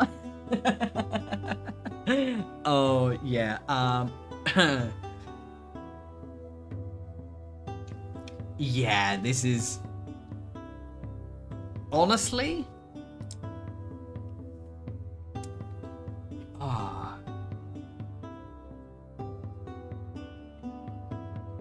You know what? Not the arsehole. I think I'm gonna call, not the arsehole. Not the arsehole. Yeah, technically, you should probably argue that she shouldn't have lost her temper and yelled at them, yada yada yada, but ultimately, considering all the context that comes before it, she had been lied to for several months, been told to go out of her way and prepare for the wedding. This involves buying things like gifts, potentially, and buying things like gifts, buying things like dresses and stuff. Who knows how much money she has actually spent on preparing for this wedding, and her girlfriend too. There's two of them. And so it's like, taking all that into account, it's not just affecting a personal day, and also finding out that the mother had found out quite a while ago that they were denied from the wedding due to their sexuality. And it's very much a case of like, just fucking tell them. In fact, Lisa is not fucking innocent either, because Lisa, who's the bride, was also the one telling everyone, oh yeah, you're invited. And then all of a sudden, no invitation showed up, and suddenly everyone was like, don't talk to Lisa. No, it's fine, just don't talk to her, because she changed her fucking mind and couldn't be ballsed enough to admit it. Like, straight up, honestly, probably should have contacted the couple directly. But regardless, like, it was wrong of the family to hide that, purely because they wanted them to go to the wedding, not thinking for a second how bad that this was going to be for them. Because ultimately, like, that would have been really awful and awkward at the very, very least. It's good that OP found out. Terrible the way they found out, but also inevitable regardless. But yeah, legitimately super. It's like, if you tell someone, oh yeah, you and your partner, you're both invited, all good, see you at the wedding, and change your mind, I don't give a shit how bad you feel, how anxious you are, whatever your excuse is. If you have told someone point blank, you're coming to my wedding, and then the decision has been rescinded, don't be a fucking coward and just forget to send their invitation. Tell them. According to all known laws of aviation, there is no way a bee should be able to fly. Its wings are too small to get it. Irrelevant, darling, but welcome. Welcome, Connect. Oh my god. But yeah, like, straight up, just like, nah. All over homophobic bullshit too. It's so fucked. Nah. Hello, problem child. How are you? Hi, Ari. Thank you for the hydrate. I appreciate it. Thank you. Yeah, rip the bandage and glove. We live in the realm of technology now. Just send a text and turn off your phone. Done. Alrighty. Am I the arsehole for refusing to let my daughter compete in beauty pageants? For the past year or so, my, male 43, daughter, female 15, has started to compete in local beauty pageants. I was always against the idea, as I find the whole concept creepy and superficial, but my daughter really wanted to do it, and my wife, female 40, was supportive of the idea. I agreed, and my daughter competes in them as her main hobby. At first, it didn't go too badly. My daughter did well, and I could see her making strides in her self-confidence, so I remained supportive. I was annoyed that any allowance she received went on makeup or clothes for pageants, but I understood that it was her money and she had the right to spend it however she pleased. However, across the past 2 months, I've seen real changes in my daughter. She's increasingly obsessive over her appearance, criticizing really minute physical flaws, puts immense pressure on herself to do well in them, and any interests or expenses now solely go to pageant-related activities. She still has a circle of friends, but she goes out with them less than I'd like as she's focusing on these pageants. The biggest point of concern, though, has become her eating and exercise habits. My wife packs her a lunch for school and she barely eats anything, mainly relying on diet soda and buying yogurt and fruit from her canteen. When we go out for a meal, she opts for salad or something else low calorie. And in terms of exercise, she runs most days and exercises to excessive levels. After I found a calorie counting app on her phone, this was the final straw. I told her she was no longer allowed to compete in pageants, as I didn't think it was healthy for her. She cried and said that I couldn't do this and was taking away the main thing she loved doing, but I stood by the decision, and I withdrew her from her upcoming pageant. My daughter now isn't speaking to me and is mainly locked in herself in her room. My wife says that while she understands, she does think it was too far to ban my daughter from pageants, and should have just made sure she ate properly or put conditions on her competing. So, am I the arsehole? Honestly, no. Like, I'm very much of the opinion that, like, you should definitely let your kids follow their dreams, do everything you can to support them within reason. But, like, this kid was visibly developing a significant eating disorder from it. And ultimately, yeah, I think it was the right move to pull the kid out. Like, considering what was happening, like, this is a very bad eating disorder and a terrible path to go down. Honestly, pulling her out isn't enough. Hi Moon Bunny, how are you? Welcome, welcome. Oh, as a heads up, Moon, if it says this is a rerun above my head, then it's a rerun. Otherwise, it's not. I always clearly label the reruns, don't worry. They will be listed in the title itself, on the stream itself above my head, and, you know, the chat will clearly be different. But yeah, like, don't worry, reruns are always clearly labeled, so, like, keep an eye out for the title of the stream, and for the "this is a rerun" big sign above my head, and that'll tell you whether it's a rerun or not. But it's lovely to see you though, and I hope you're going well. You can also check my stream schedule if you like as well. It's available in my Discord and on my Twitter, and that'll tell you when I'm actually live or not. I don't apart from like days off, I don't really bother advertising reruns. They just happen 2 hours before stream. Otherwise. Oh my god. Yeah, honestly, I think this kid really needs to be put in therapy. Like, that's the great debate, isn't it? Kaneko, I knew you'd say that. Oh my god, but yeah, like, seriously, like, this has already gone past an easy fix. Yeah, I think this kid, like, he really needs to take this kid to therapy. The kid's gonna hate it. It's gonna be for their own good. Lyra, hello, how are you? Hi, Raiders, welcome, welcome. Oh my god, how was your stream, Lyra? I hope it was good. We're reading some comfy /AmItheAsshole asshole post tonight, so you know it's going to be that hot tea. Hello Mono IGTDSVT. Thank you so much for the follow, I really appreciate it. Thank you and welcome. But yes, how was your stream? I hope it went well. And also, of course, on the other side of the coin, if you are exhausted and need high-quality naps, then please rest. Get yourself a drink, get yourself something to eat, pass out in the shower. That's all personal preference. But you know, if you want to sip that sweet, fresh Reddit tea, then you are more than welcome to get comfy as well. Hell yes. Ooh, Outer Wilds. Ooh, I hope it was fun. Honestly, Ass, at this point, it's just going to be me on all of your tabs in this most cursed, like this almost cursed, horrific like cycle of just like all tabs being like hello, but like a cursed echo of doom. Welcome home, Ghosty. Oh my god. But yes. So, welcome in, and of course, let me begin the next post. Oh, thank you for the love, dear Tika. I appreciate it. Thank you, darling. Mwah.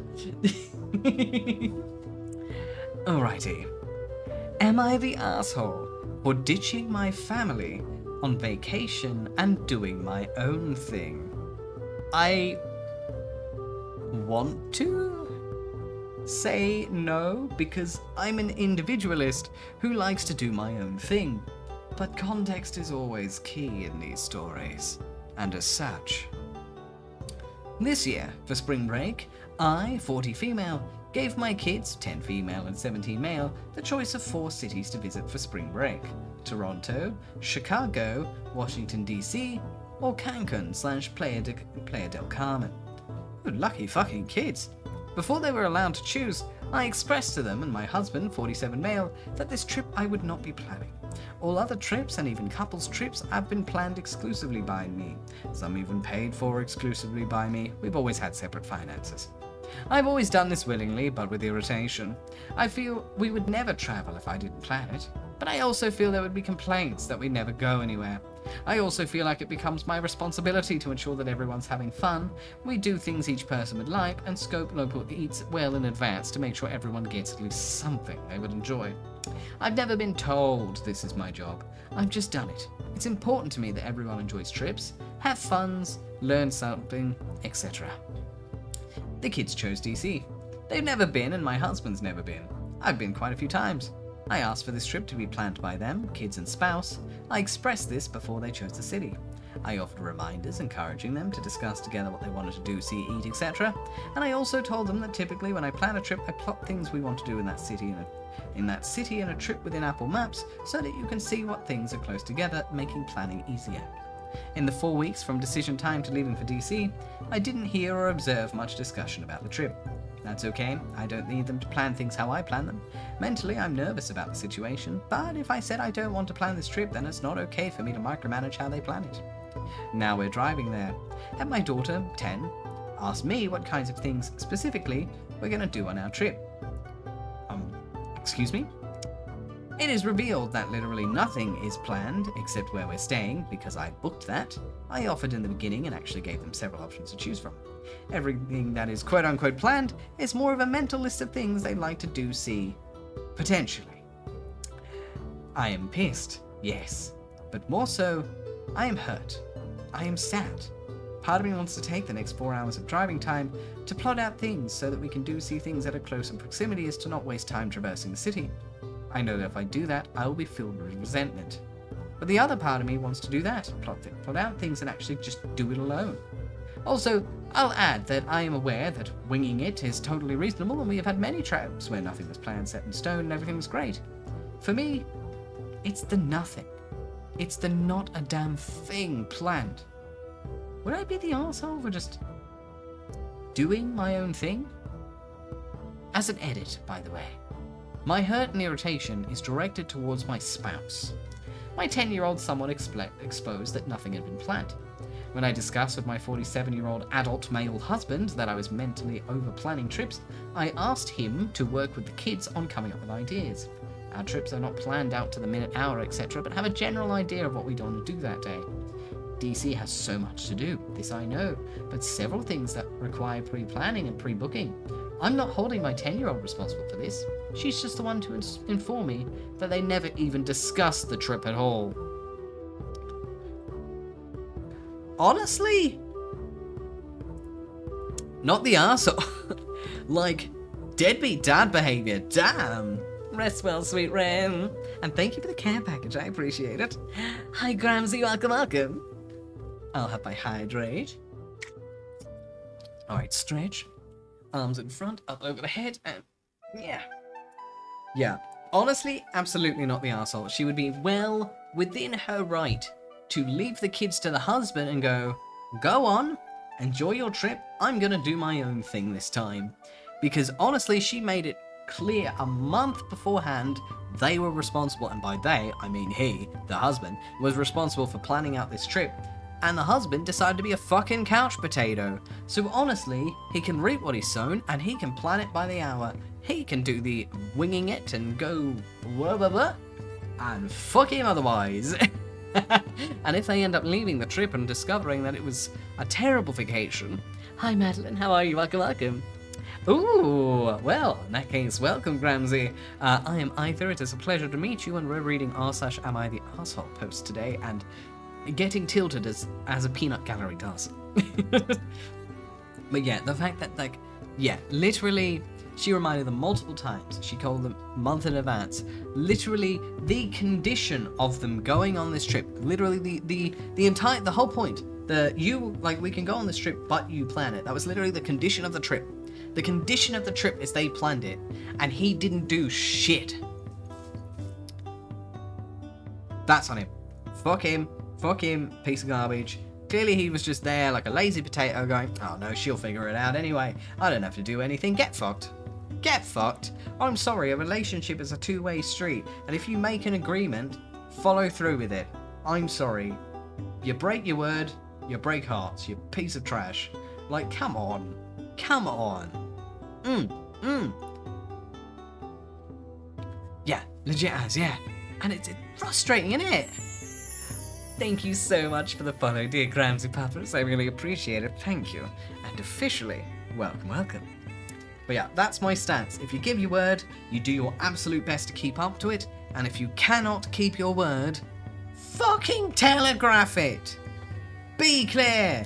Be like, hey, I'm really sorry. I tried my best. I know I said I'd do this thing, but unfortunately I just haven't been able to. Something has stopped me, You know, life has happened, etc., etc., etc., and I just can't.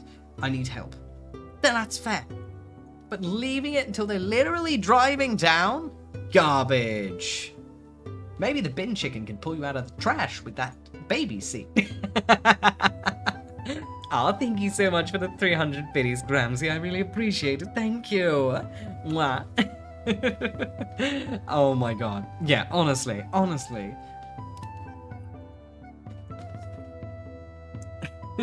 He seems like one of those people who my mum would refer to growing up as a sperm donor.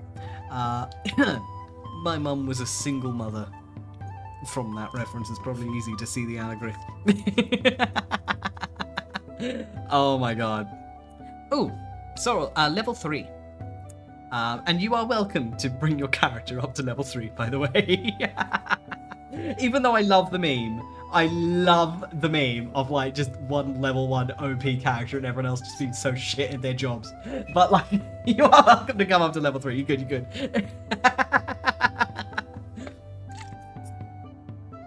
Oh my god. Yeah. For real, Ragnar, it is not hard to plan something. Like, literally, planning doesn't require an itinerary. Planning is like, I heard there's an ice bar. Let's do that. Boom! You've made a plan.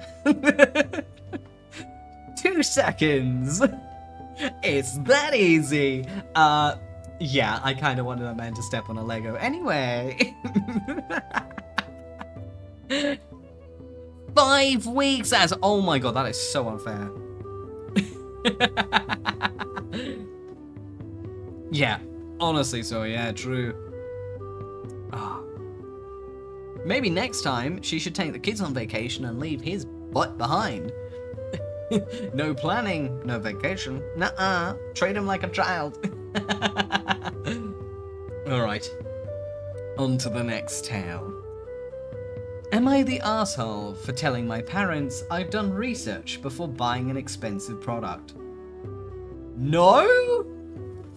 Context is important, but no? Today I was looking at and researching the product I wanted to buy.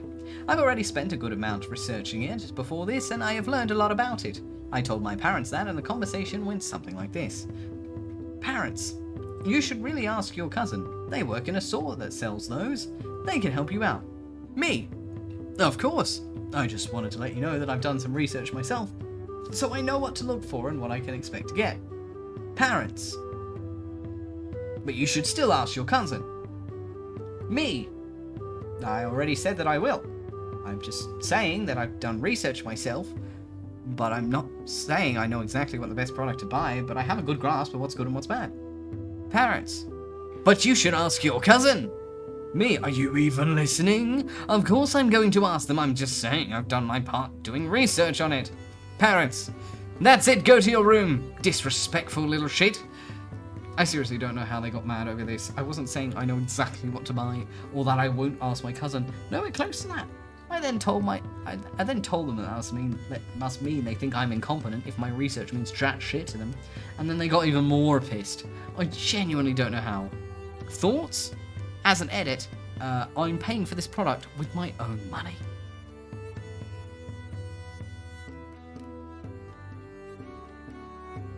Yeah, not the arsehole. That's so easy. Oh my god. Like, what? What? Like, even though they haven't specified their age in the post, I am willing to bet OP is likely like 16 to 18. A older teenager. Just in the way they're speaking, and of course the go to your room and other context clues. But regardless, this is a stupid argument. Like, y'all need hearing aids, like, damn. Just, like, it's clearly like they've got this mindset of like, if you don't take their advice very, very, very, very specifically and nothing else, you are defiant and must be struck down. Like, I'm sorry, Putin. Anyway. Oh yeah, Graham? Oh no. Yeah, fuck him. Honestly, you can get a lot of information on the internet these days. If you've done a research, Alrighty. Am I the arsehole for saying that I would be more devastated if my twin brother died than my fiancé? Why are you making these comparisons in the first place? You will not win. You will lose. You will lose every time. There is no right answer, you fool. But let us continue. I want to see the clusterfuck that could cause this. There is some backstory that I have to get through. I, 24 female, have had two brothers, a twin and an older one, 26. We've been really close since childhood. Brothers doted on me a lot and I clung to them like a little sister. We were best friends. Then, when we were 12/14, our parents got into an accident and passed away, and we were sent to live with our aunt and uncle. We could tell that they didn't really want us, but since we don't really have any other family, they took us in so we would be in the so that we wouldn't be in the system. So we spent most of our teenage years being ignored and relying on each other for emotional support. As the years went on, things became more manageable. We were able to function more. We were still close, but life started happening. We got jobs, we all went to college, and that's where I met my fiancée. When it came time to introduce them, my then boyfriend to my brothers, they all got along well. And now that we're engaged and living together, things are still going well. But then a few months ago, my older brother got into an accident. A drunk driver. A few days after it happened, I just wanted to be by my twin. I couldn't stop crying. I was paranoid that something might happen to him too. Whenever I'd come home, I noticed my fiancé growing distant from me. He was there when I would need to talk to him, but he wasn't the same. And I tried to ask him, but he would just dismiss it, and I'll be honest, I barely had the energy to get through the day at that point. Things were just starting to calm down. And then a few days after coming home from lunch with my brother, he snapped on me. He told me that I'm acting like I don't care about him anymore. That I care more about my brother than our relationship. I don't see that. I'm there with him every night. We live together. I make sure some kind of dinner is made when he comes home from work. Every night. He asked me, why couldn't you cry to me instead? Or why couldn't you ask how I was doing? I thought that since that was our elder brother, my twin could truly understand some things he couldn't, and I didn't want to burden him too much. We both said some hurtful things, and then out of nowhere he asked if I would feel the same way if something bad happened to him. In the heat of the moment, I said, I would be devastated, but not as much as if my twin died. His face went white. I regretted saying that, but things were so heated, and I felt like he wasn't even trying to understand me. Why would he even ask me a question like that? That was our brother who died. I can't fathom handling any more of my family dying. He said something horrible. But why did he have to become so cold? It's been about 2 days since this happened, and after getting some outside perspective, I wanted to see if maybe we could at least talk it out, regardless of how I'm feeling. But all he can focus on is what I said. And to be honest, considering some of the hurtful things he said to me, I can't say any more that I regret saying it. No. Not the arsehole. I'm sorry. This man made the death of your brother about himself. Garbage. Put him in the trash. kick him out, burn him alive. Garbage behavior. That is awful. Awful. What kind of person do you have to be? What kind of person do you have to be to be someone's fiance? So this is like the next step. For your fiance to lose their older brother in a drunk driving accident. Have a lovely time at school, dear Madeline. Your older brother in a terrible accident. After your parents died in a similar way a while beforehand. And for him to go, your fiance to go, how does your brain go? And you see that, your partner's just been through this absolutely horrific event. For a second time in their life, they've lost another important family member to the same thing. And of course they take comfort in their twin, the only other person in their family who would understand exactly what they are going through. And also twins are just naturally close by nature. On what fucking planet would you see that and go, you should have cried with me? What about me? And it's like, it's not about you. Get your head out of your ass. Fucking hell. Like, man's head was so far up his arsehole it was popping out of his mouth and spouting a hell of a lot of bullshit. Because Jesus Christ, the ego, the self-centered, oh my god, dump his ass. Like, Jesus Christ, build a bridge and get over it. What? Man's acting jealous. Like, jealous. Like, I'm sorry. Are you worried she was trying to bonk her twin behind your back? Is that where your brain went? The twin is no threat. He's her fucking brother. Fuck you. You goddamn infant of a man. Ah. Oh. Nah. No. That is awful. Yeah. Give him to the bin chicken. Oh, 100%, Tiga. 100%. It seems like everything that happens has to be about him, otherwise he's not happy with it.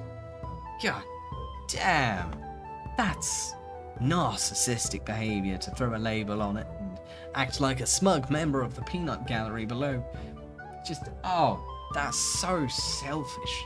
So selfish. Like, not the time, mate.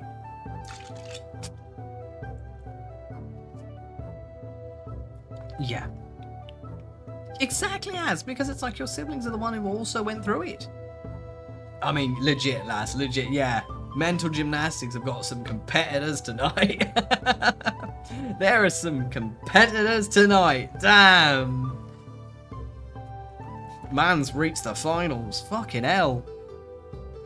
Ah, what an ego. I love humanity. I really do. And in the realm of my canonical history, I've been watching over it for a very long time. But fuck me, there are some bad eggs in there. Y'all are brilliant, but y'all ain't all brilliant. Jesus Christ. Let's go on to something a little warmer for the soul. Am I the asshole for not wanting to share my bedroom with my cousin? No. No. I would also pitch a fit. I, 18 male, am a college student. I live with my parents still, but I'm preparing to move out to some student housing starting in second year. So, I have this cousin, 12 female, who's been living with us ever since late last year. She claims to be a lesbian, and she ran away from her parents because they just didn't like the fact that she's a lesbian. She's too young to know if she's a lesbian, but besides that, she's a good kid, and she really loves soccer. And she's really bright in school, so I feel like she has a good future ahead of her. Don't like your language, mate. My cousin used to sleep in a room in the basement, but earlier this month, she's gotten scared of the basement because she's had a nightmare down there. So nowadays she sleeps on the floor on a spare mattress in my bedroom. She does this because she told my parents that she doesn't want to be alone, and that she wants to bunk with me even though I didn't ask for it. Our relationship used to be good and all, but having to share my room with her has been annoying. I don't know when she'll move out of my room or if she'll ever get comfortable in the basement. I keep telling myself that I'll be moving out of the house this summer anyway, but summer cannot come fast enough. A few nights ago, I got into a small argument with my cousin, where I really laid into her and let her know that we're just letting her stay at our house because we're good people, and we're doing extra for her, but we could just choose to not go above and beyond for her anymore and send her back to her own parents' house. Her eyes got wide as I told her this, and she couldn't sleep during the night after our argument. Am I the arsehole for not wanting my cousin in my room? Very specifically playing on a technicality. You're not the arsehole for not wanting her in your room. But you are certainly the arsehole for how you fucking handled it, mate. Jesus Christ! Like, for one, you don't get to dictate if someone knows if they're a lesbian or not. I'm sorry. I knew I was bi when I was 10. Shock of the horror, still bi. It's almost like I knew when I was 10. I know, right? Mind blown.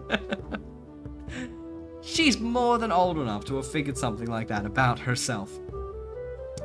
And like, the thing is as well, is in the realm of sexuality, despite its title, it's not just sexuality. And when you are that wrong, you certainly don't know about the romanticisms attached. But you do associate them. When you're 12, okay, you aren't familiar with the sexual aspect of it, which is good. But you can certainly figure out if you want to mac on the cute girls or not. You're old enough to figure that one out. That one's not a sexuality thing. It's tied in the same thing. You would still classify yourself as a lesbian. But yeah, you'd figure that one out. Because you're at the age where you're imagining yourself, you know, going on cute dates and all of that kind of stuff. Yeah. Well, there you go, Samurai. Like, it's surprising. You know these things when you're young. And even if you don't figure it out when you're young, it doesn't dismiss those who did. Like, the cousin's sexuality only mattered because she got kicked out of her home because of it. So the OP's parents brought her in. And like, it literally, while I can understand that OP is uncomfortable having her stay in his room because it's his space, the way he handled it was horseshit. And like, the thing is as well, is he also implied in his way of speech, and also his complete dismissal of sending her back to her parents, that he also has homophobic tendencies. Because quote unquote, she's too young to know if she's a lesbian, but besides that, she's a good kid. Are you implying that her being gay means she's not a good kid? I can read between the lines, bitch. I know writing. Fuck you, I can see what you're spelling and I don't like the smell. Like, for one, just tell her to go back to the basement. She's got her own room in the basement. Like, you don't, like, basically, she's like, I don't want to stay in the basement. I'm scared. I would rather stay up here. And he's going, no, fuck you. We're not letting you stay here because we like you. We're letting you stay here because we're nice. And we can stop being nice and send you back to your parents because you're ungrateful. Of course her eyes widened. And she was horrified by that shit. You threatened to send her back to the people that hated her for being herself to the degree they kicked her out. And you also basically admitted to her face, you don't love her. You're just putting up with her because you don't have a choice, and you heavily imply that your parents are doing the same thing as well, even though there's no mention whatsoever whether or not the parents actually have that same opinion. Like, fuck off. Like, fuck off. Like, yeah, I can see what you're spelling. You're spelling it wrong. Like, clearly this guy is... I don't like him. Like, even though by technicality alone, you're not an arsehole for not wanting to share a room with someone. True. But with all the context attached, you are the arsehole. You are definitely the arsehole. You took it too far. Fuck you. That's an absolutely horrific way to point it out. And just Jesus Christ. And you know what? These are the top comments, and I agree with them 100%. You're the arsehole. It's alright to not want to share space. That's typical. However, you telling her she can go back to an abusive home and implying that she doesn't know her own sexuality makes you an arse. And the second one was, you're the arsehole. She's traumatized from running away from home and being rejected by her parents. She's clearly trying to bond with you, and in return, you give her the charity speech. Sheesh, I wouldn't be able to sleep either. You can probably mend this if you apologize and explain your struggles with guarding your personal space, whatever that means. Also, maybe you can take the basement and give her your room if you can't share it whatsoever. It's just a couple of months after all. Oh, just... Jesus Christ. Just... Ugh. Yeah, everyone's unanimously agreeing he's the arsehole. And honestly, he is. Absolutely. Absolutely. Dickhead behaviour, that. Mm-hmm.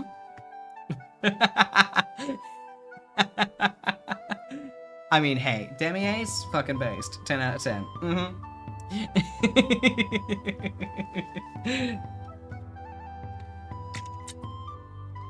Oh my god. For real, it really was. Honestly. Have a lovely life, dear eyes. Go beat up those working on your internet so they can do it faster. But yeah, to treat someone like that because of sexuality is disgusting behaviour, honestly. It's a stupid thing. I will never understand homophobia. Like, I will try, because I just like knowing others' perspectives so that I can argue with them easier. But I don't get it.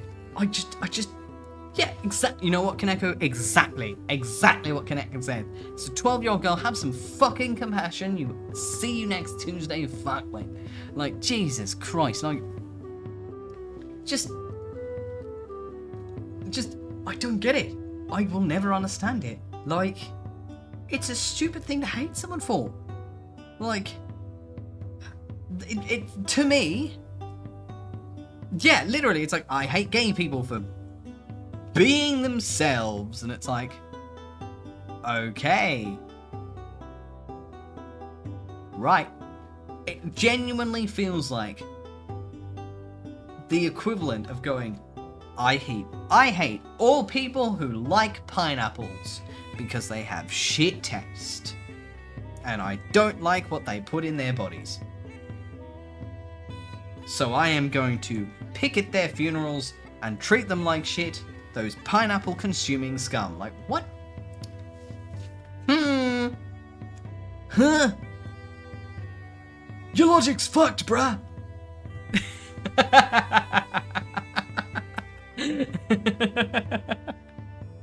Yeah, exactly. OP was 18, so legally an adult. Still young, but ultimately at 18, yeah, no, like, you're old enough to know when you're committing dog shit behavior. It's like, oh, they pricked them, yeah. It's like, wait, no mercy. Oh, honestly. It's like, yep, confirmed fuckwad. Alrighty. On to the next one.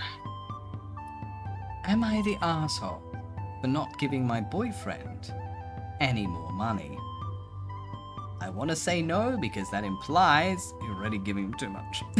Oh my god, you left it. Thank you for the hydrate.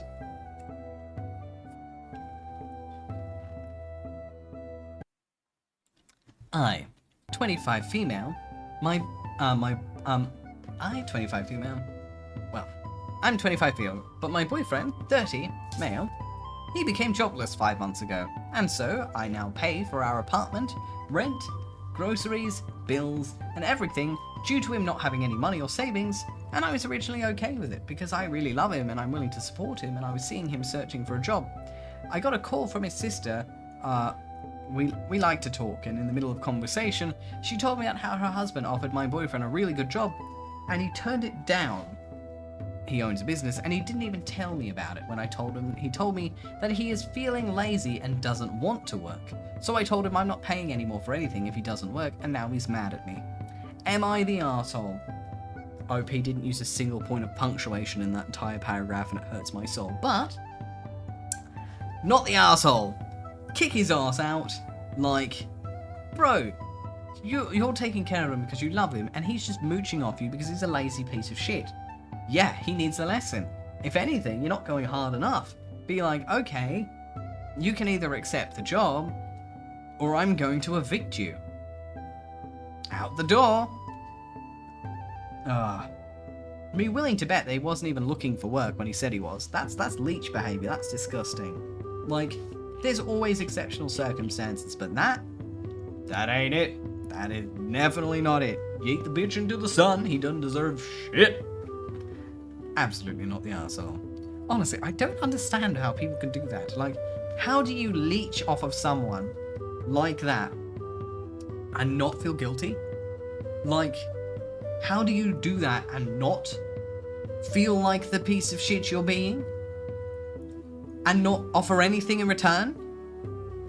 It's like, in the classic case of the housewife and the husband, or the house husband and the breadwinner wife, or however way you want to flip the scenario, of person who stays home and person is breadwinner. You can understand in that scenario, on the condition it is fair. Like, on the condition it is fair and everything's forward and agreed on, you can understand. Person A takes care of all of the household things, whereas person B is the one that brings in the finance and works outside. You can understand that because both are still technically working for the betterment of each other. But that only works if it is 100% agreed upon and there is clear communication to avoid a leeching situation. But straight up, bro, what the fuck? Like, no one wants to be a leech. Come on. Don't you want like a degree of like autonomy? Oh, it's just, I don't understand people who can do that to others. It's so unfair. It's so unfair. I mean, honestly, 𝐿𝐈𝐿𝐿's saying, like, straight up, if you're a billionaire, I'm gonna be your Discord kid and I'm gonna do whatever the fuck you like. But if you're struggling, focus on yourself. I like being spoiled, but not at the expense of the safety of others. But I mean, hey, if you were just gonna blow it on a gacha game, I'll be your husband.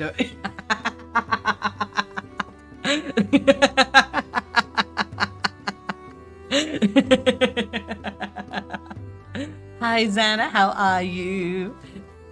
Welcome to the land of the living, dear friend.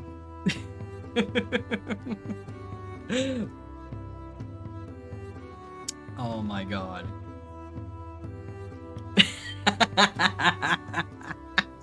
It's like, I see we have encountered the Discord kitten job board. Sticks leggy out, I will put on thigh high if requested. For snackies.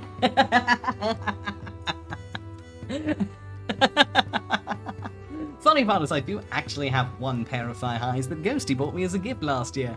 I still have them. Like I said, I treasure your gifts forever.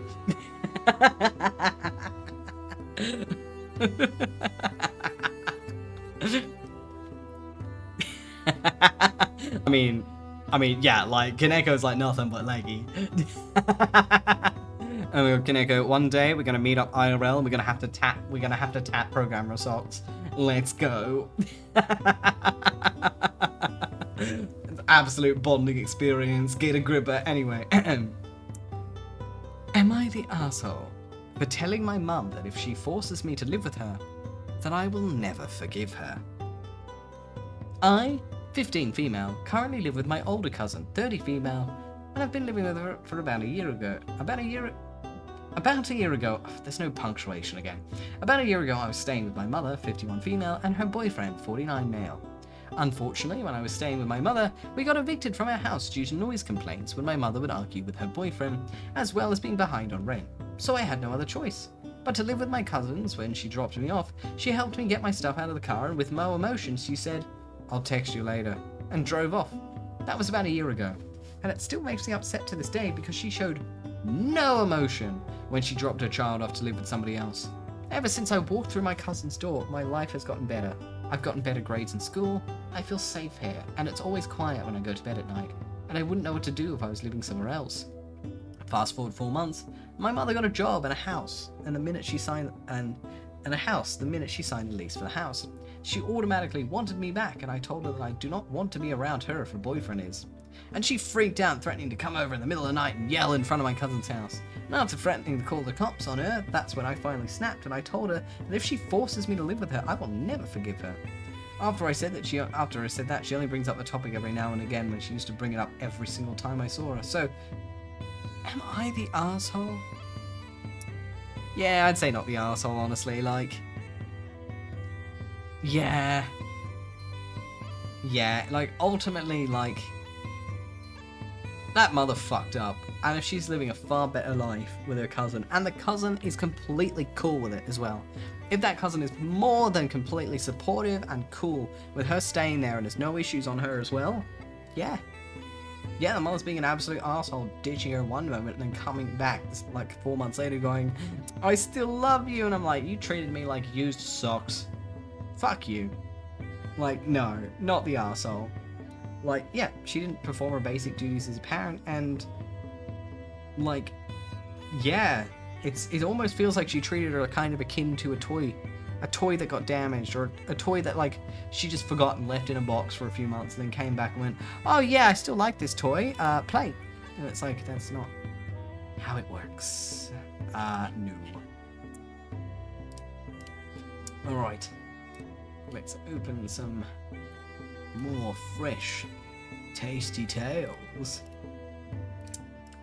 Alrighty. Yeah, not a buffet. Exactly, higher. Exactly. You don't get to pick what you want and come back for seconds. Every action has a reaction, and every reaction and action has a consequence. That consequence can be good, bad, neutral, or anything in between, but nothing is without its result. And you must live with the result that you receive from your actions.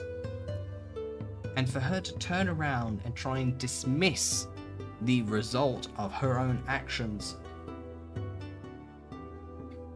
is egotistical at best and downright ignorant at worst.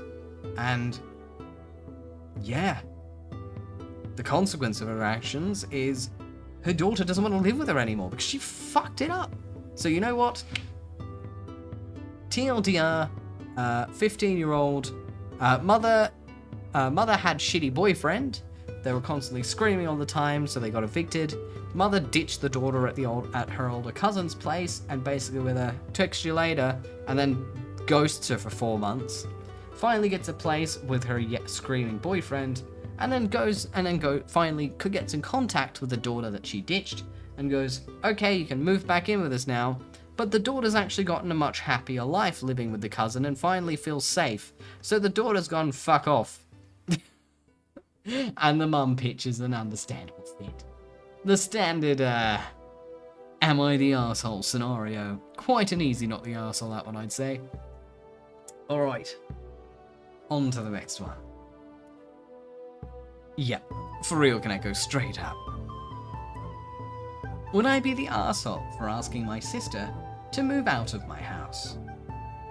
I, 26 female, moved out of my parents' house in December with my son, 2-year-old, and my sister, 21-year-old, moved out with me. Our parents, 50s, are a bit old-fashioned in their beliefs and make life a bit uncomfortable. For example, curfew is 6 PM for both of us. We're supposed to do all the chores and our dad doesn't even know where the pots are. They're uncomfortable around gay people but not outwardly phobic. They don't believe women should earn more than men. We're not allowed to be tired and should jump every time they instruct us to do something. Just things like that. The context is important. Anyway, my sister moved out with me because she's also tired of living with her parents, and I agreed to let her stay in my second bedroom indefinitely. Ever since we moved out, though, I found myself getting more and more frustrated with my sister because it feels like I have 2 kids and not just one. I have to beg her to do dishes. I cook almost daily, and she's only cleaned once, whereas I clean multiple times a week. She doesn't do laundry, whereas I run multiple loads each week. I give her a little allowance that allows her to go out with her friends and get her hair done, etc. She works as an apprentice and uses the money mostly for herself, but will chip in if we're short on bread, milk, etc., and I pay for everything else, including her phone plan. Today I cooked and asked her to dish up for us once we were ready to eat, and she said no. So I eventually got up and dished up myself. I also did all our laundry, and she said no to folding and packing it. About 3 hours ago, I asked her to do the dishes at least, and she said she would, but she still hasn't, and I can feel my patience wearing very thin. I'm incredibly tired. I still need to get everything ready ahead of the week, and I just feel like life would be easier and cheaper if she just moved back home with her parents, even though that would wreck our relationship and possibly impact her mental health. Would I be the asshole for asking her to leave?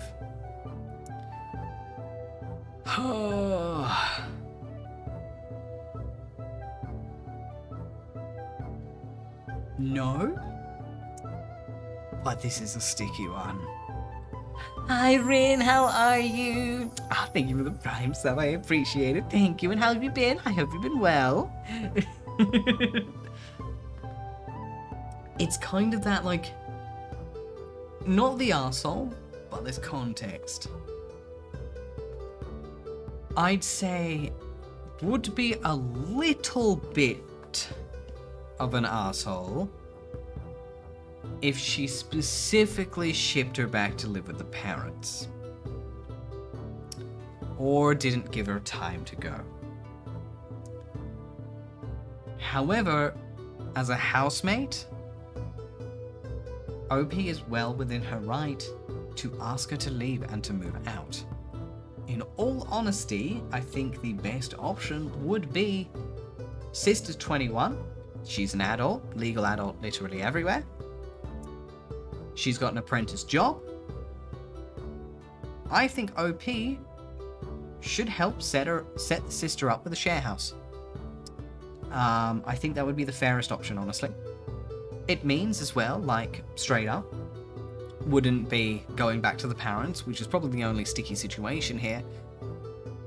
But also, she'd be getting her lazy ass to fuck out of the house as well. Because I can tell you now, I've lived with people like that. And every time I lived with someone like that, I will be completely honest, I ended up hating them or at least heavily disliking them by the time we parted ways. And it would take a long time for those relationships to recover. I cannot stand it. Because, like, essentially the minute you go from understandably busy into fucking lazy, I want to toss you into a wood chipper. There is a difference. And the difference is essentially using your housemate, in this case your older sister, as a slave because you can't be fucking moving for 2 seconds. Like, I'm sorry, plating up. You didn't cook. You didn't clean. You just need to put food from pan on plate and put plate on table. Fucking 2 minutes tops. Lazy. No excuse. You're getting free food. You're getting free service. You're getting free cooking. You're getting a free phone bill. Have a little appreciation, you brat, and at the very least, do the bare minimum. Oh, God. Oh no. I hope your spine's alright. I'm so sad to hear you injure yourself. No.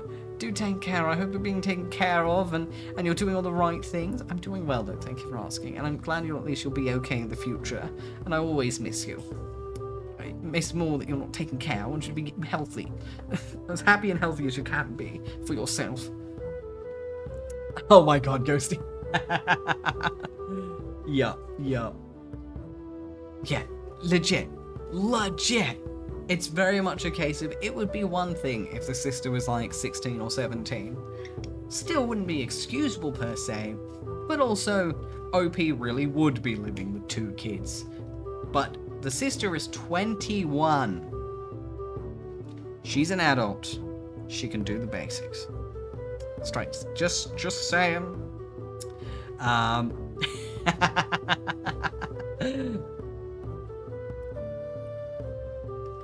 Oh my God.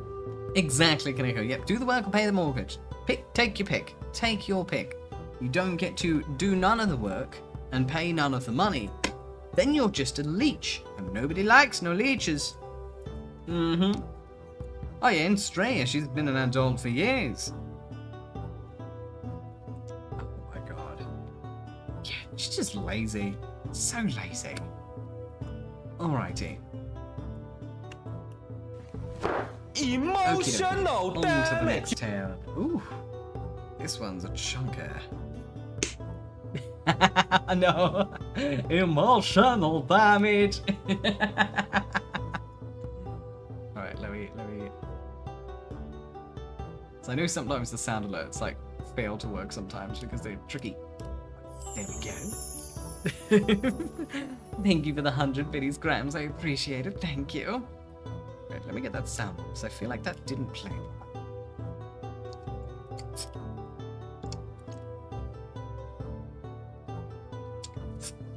Oh my god. It's having a nice, cheeky little hydrate. Right, wait. Alright, it should play now. Emotional damage.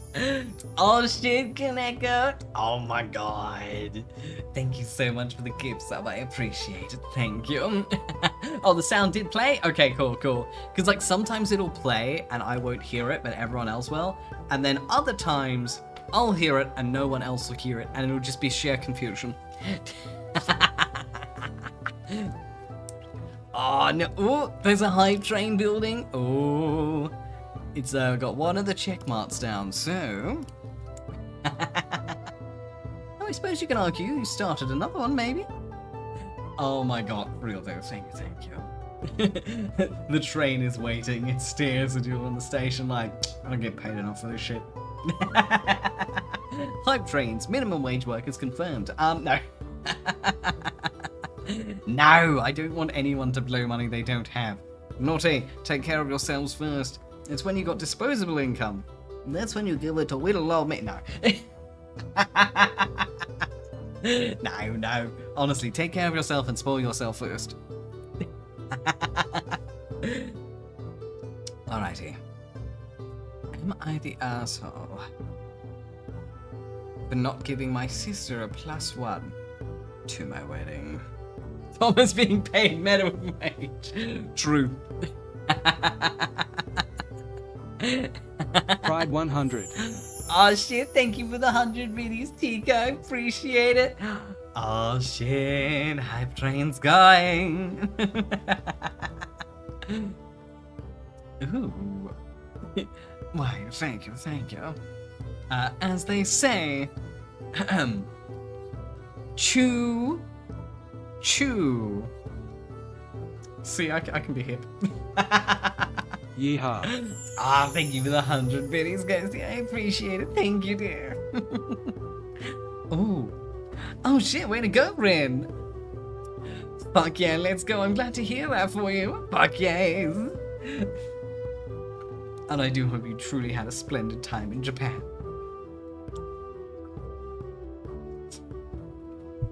Honestly, I'd love to go to Japan one day. It looks like an absolutely stunning place to go.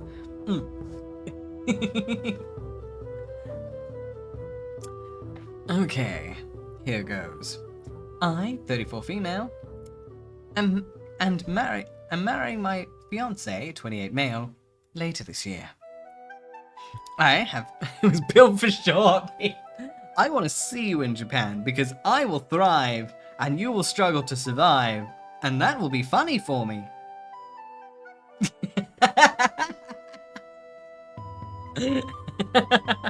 Oh, Kaneko's like 6'5" or something. He's super tall.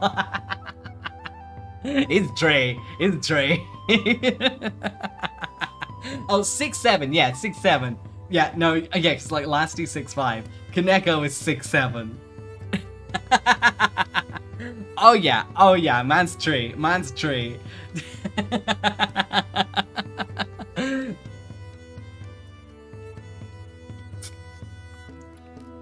Some bricks are going down. Oh yeah, hi. Kaneko, if I could take like half a foot of your height. No, I'd take a whole foot. I would take a whole foot of your height if I could. Because then I'd be 6'3" and I'd be happy with that. And you would be 5'7", which is fine.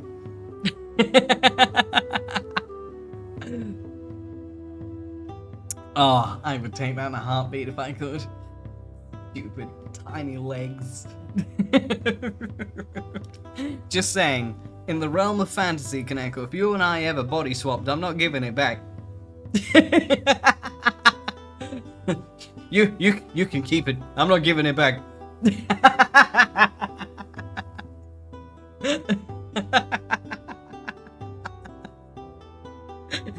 The whole plot would be like, no refunds. I'm sorry, what? No refunds. I'm staying this. I'm not tiny anymore. I mean, hey, that's top quality, dear Ghosty. I'm always has to be under the armpit height.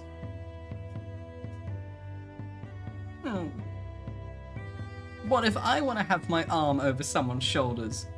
They just get crunchy and uncomfortable. But I don't want to smell armpits forever.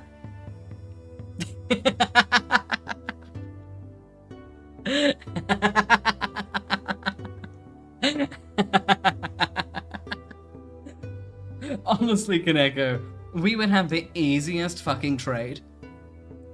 You can get my femboy ass and just do whatever you want with it. I don't give a shit. Me too wouldn't be my problem anymore. And then I'll get to be like a tall twink, but like a canopy. I'd love that. I love heights.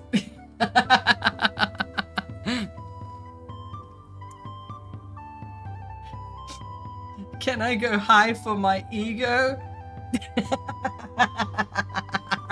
Oh my god, can I? Look, I know what I am. Unfortunately. But life gotcha is a cruel, cruel little bitch. Snoof.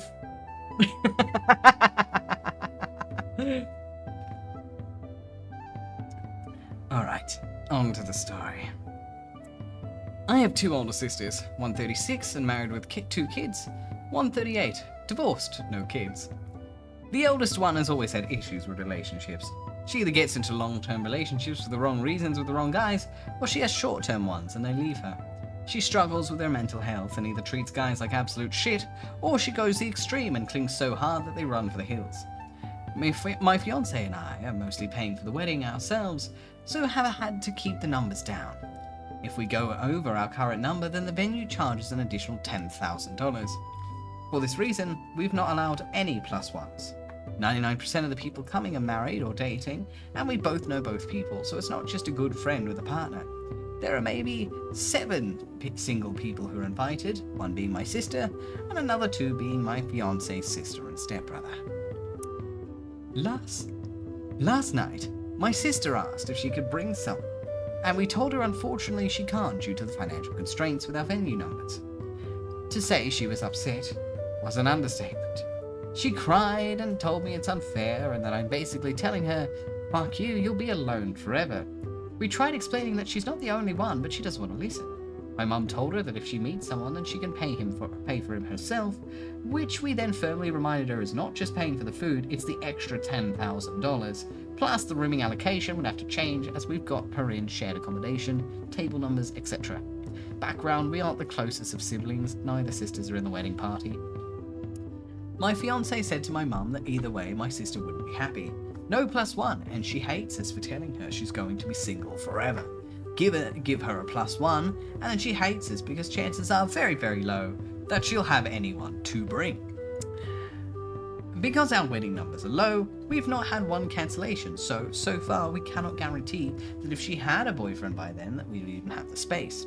She was so salty the whole day that she had then announced she doesn't want to come on the Friday where we'll be having a bit of a pre-wedding party for everyone to meet and have some fun. It's a weekend anyway, weekend away wedding, and she said she'll just pitch up Saturday morning. Keeping on mind that she then can't get a lift with my other sister, you need a 4-wheel drive to access the venue, and she would then have to leave her vehicle at a different property, which will have to be paid for, and then the morning of my wedding, we'll have to organise someone to drive 30 minutes to go and fetch her. Seriously, am I the arsehole for not giving her a plus one? Edit. For context, we are from South Africa. The venue is at a game lodge, which is probably 1.5 hours away from any kind of town. That's why I can't just book another transfer or find someone else to say. Hence, the $10,000 policy. More had to be brought and done. Yes, one extra person for $10K sounds a lot, but I think it's a money thing. if you're going to pay a lot more for someone, then you might as well invite an additional 10 plus. Same price increase for up to 10 people. And then the venue makes money on the fact that you then need to pay an additionally for their food. I do love my sister, but for 34 years it has been a competition between her, my older sister, and myself. I can never just do my own thing. There's always competition. 34 years of pandering to someone else who won't take responsibility for actions or lonely life. But at her wedding, I had no plus one. The other sister was already married. Yeah, it would have been nice to have a partner, but it was an extra cost to her, so we weren't allowed. I knew immediate family only. Her wedding, I was told, I had to dance with the awkward cousin of the groom. I'm not forcing her to do anything. Tables are set in a way that my family all sits together. His parents are divorced, so each side has a separate table with the parents, siblings, and one set of aunt and uncles. She won't be seated at a table with randoms. She is in one of the nicest rooms at the venue, as we wanted her to feel nice on the day. Her and the other sister aren't expected to decorate, plan, nothing. And believe me, they wouldn't want to. Seriously, we have done everything to accommodate her, but still, she makes my wedding about her and throws a fit on my birthday when she hears that. Am I the arsehole? No. Just, no. Not the arsehole. Absolutely not the arsehole. In fact, she is absolutely the arsehole. Jesus fucking Christ, that behaviour is juvenile. Like, fuck you. Like, straight up. Like, alright. If you don't want to come, then don't come. You're not going to get your plus one, no matter what you say. And it's not, and it was literally explained, you can't get a plus one because we cannot afford any more guests. It's not, you can't get a plus one because fuck you, you're going to be single forever. It's you can't have a plus one 38-year-old woman because we can't afford it. And also, she had the same policy at her own wedding, which she's now divorced now. The one throwing the fit about not being allowed a plus one had the exact same policy at her own wedding. She didn't allow OP to bring a plus one for financial reasons. Like, hypocrisy? Head out of arse? Fuck you. If you don't want to come, then you can stay home. Not my problem. Sit on a dick and twist. Oh wait, you can't find one. You're single forever. Toodaloo, bitch. Like, I'm sorry. Not on. I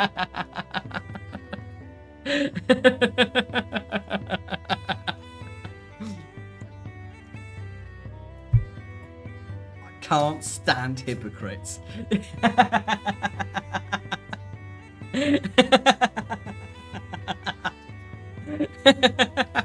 Or at least blatant hypocrisy like that. I'm sorry, it tilts me.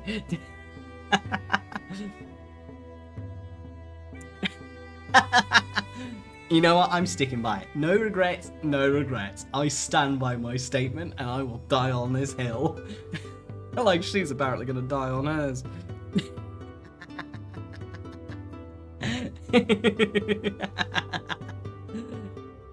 No regrets. TM, peace sign, looking cool. I was suspicious of Grace in the other story. Oh my god. Thank you. I live to impress, and by that, I mean be a catty bitch on the internet, reading stories, of which I have nothing personally to do with, and as such the tea is tasty, because I am merely on the sidelines. Oh my god. Honestly, the audacity though. Like, yeah. Ultimately, the one event in your life that you have the excuse to be extremely selfish is your wedding. It's your wedding. You're paying tens of thousands of dollars potentially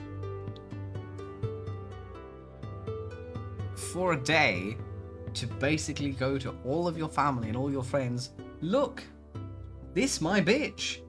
I love this bitch. Showing them off. They bitch. This my bitch. Now you get to spend like 12 hours experiencing that. That's the wedding. It's literally just grandstanding each other, and that is fantastic. It's your day. It is the one day you get to be obnoxiously selfish. Because for fuck's sake, with how expensive it was, oh, be selfish.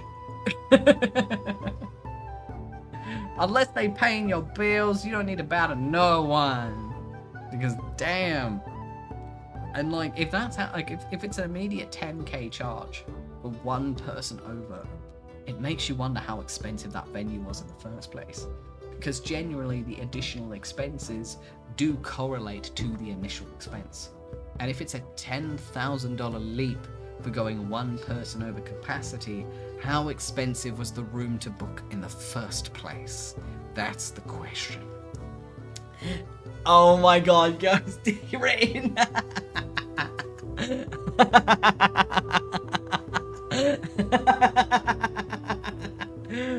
God tier Braidwell. Well, 10 out of 10, 10 out of 10, full respect.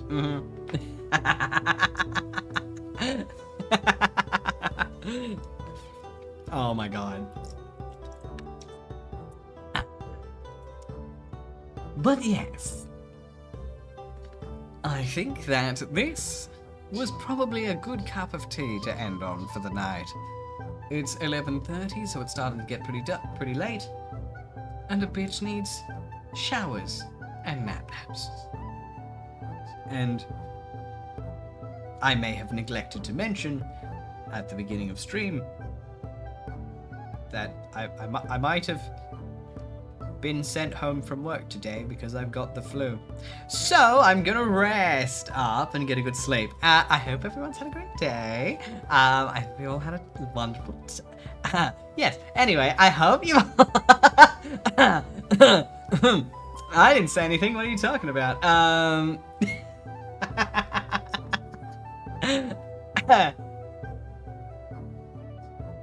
Yeah, my voice is perfectly normal. Anyway. Look, I managed to hide it. That's all that matters. Anyway, that's worst moral. Oh, look, a distraction. What is it? I might have the bad flu anyway.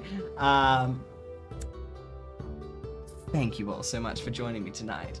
I've had a fantastic time indulging in these wonderful stories with each and every one of you. You're a damn treat to be around with and a damn treat to gossip like the gossip thoughts we are with one another. I'm kind of taking care of myself. Does streaming count?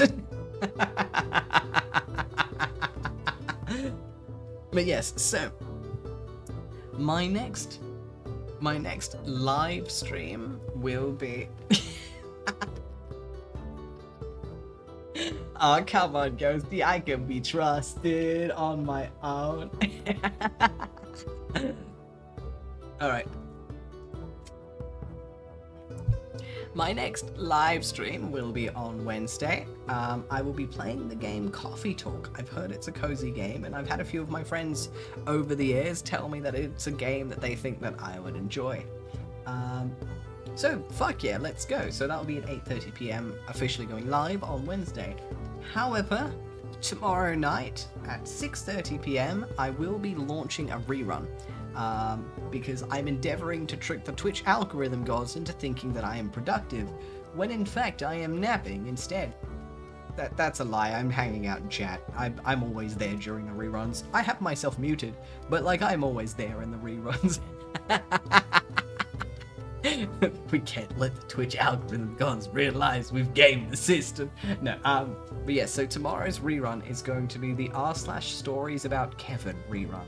So, if you want to revisit the tea about the dumbest people in existence, it's smooth brain night tomorrow, baby. But my next actual live stream will be on Wednesday. Yes. So, with that being said, you can find my stream schedules over in Discord and on Twitter. I also post my going live announcements, etc, etc, etc. And you can follow all my socials if you want. I post my VODs on YouTube, etc, etc, etc. Alright, now, let me find an invasion target. So many potentials.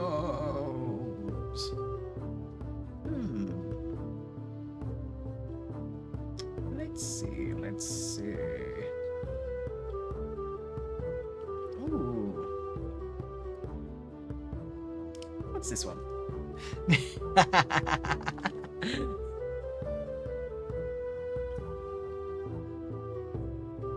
Interesting. Someone's opening a snack box from Japan. Let's be honest, I'd do the same thing if I got a free snack box from Japan. Waste. Alright, fuck it. Let's go. Why not? Alright. Thank you guys so much for joining me tonight. I've had a fantastic time hanging out with each and every single one of you. I hope you all have a brilliant sleep, a brilliant rest, a brilliant everything, and I do look forward to seeing you guys in person on Wednesday, and maybe in chat tomorrow if you're bored and you want to relive the pain of Kipper. So without further ado, let me pop over to stream ending and set up this saucy, sexy raid. And I'm perfectly healthy. What are you talking about? I never said anything. It's a hallucination, I swear.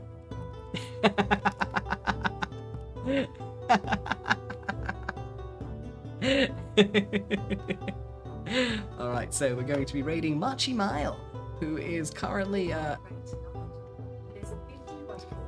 Alexa, stop! Alexa tried to tell me about the weather.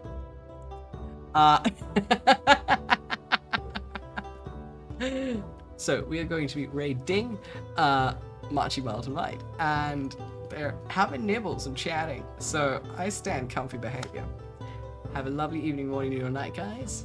And finally, we will be raiding. Oh, just think of it this way. I'm an angel of the uncanny valley, dear Ramsey. I live in purgatory. We believe in equality here. You can be part of an angelic invasion without having an angelic bone in your body. We all come from the same dust. Have a lovely evening, morning, or night, everyone. And finally, raiding in 3, 2, 1. You lost the game. Bye-bye!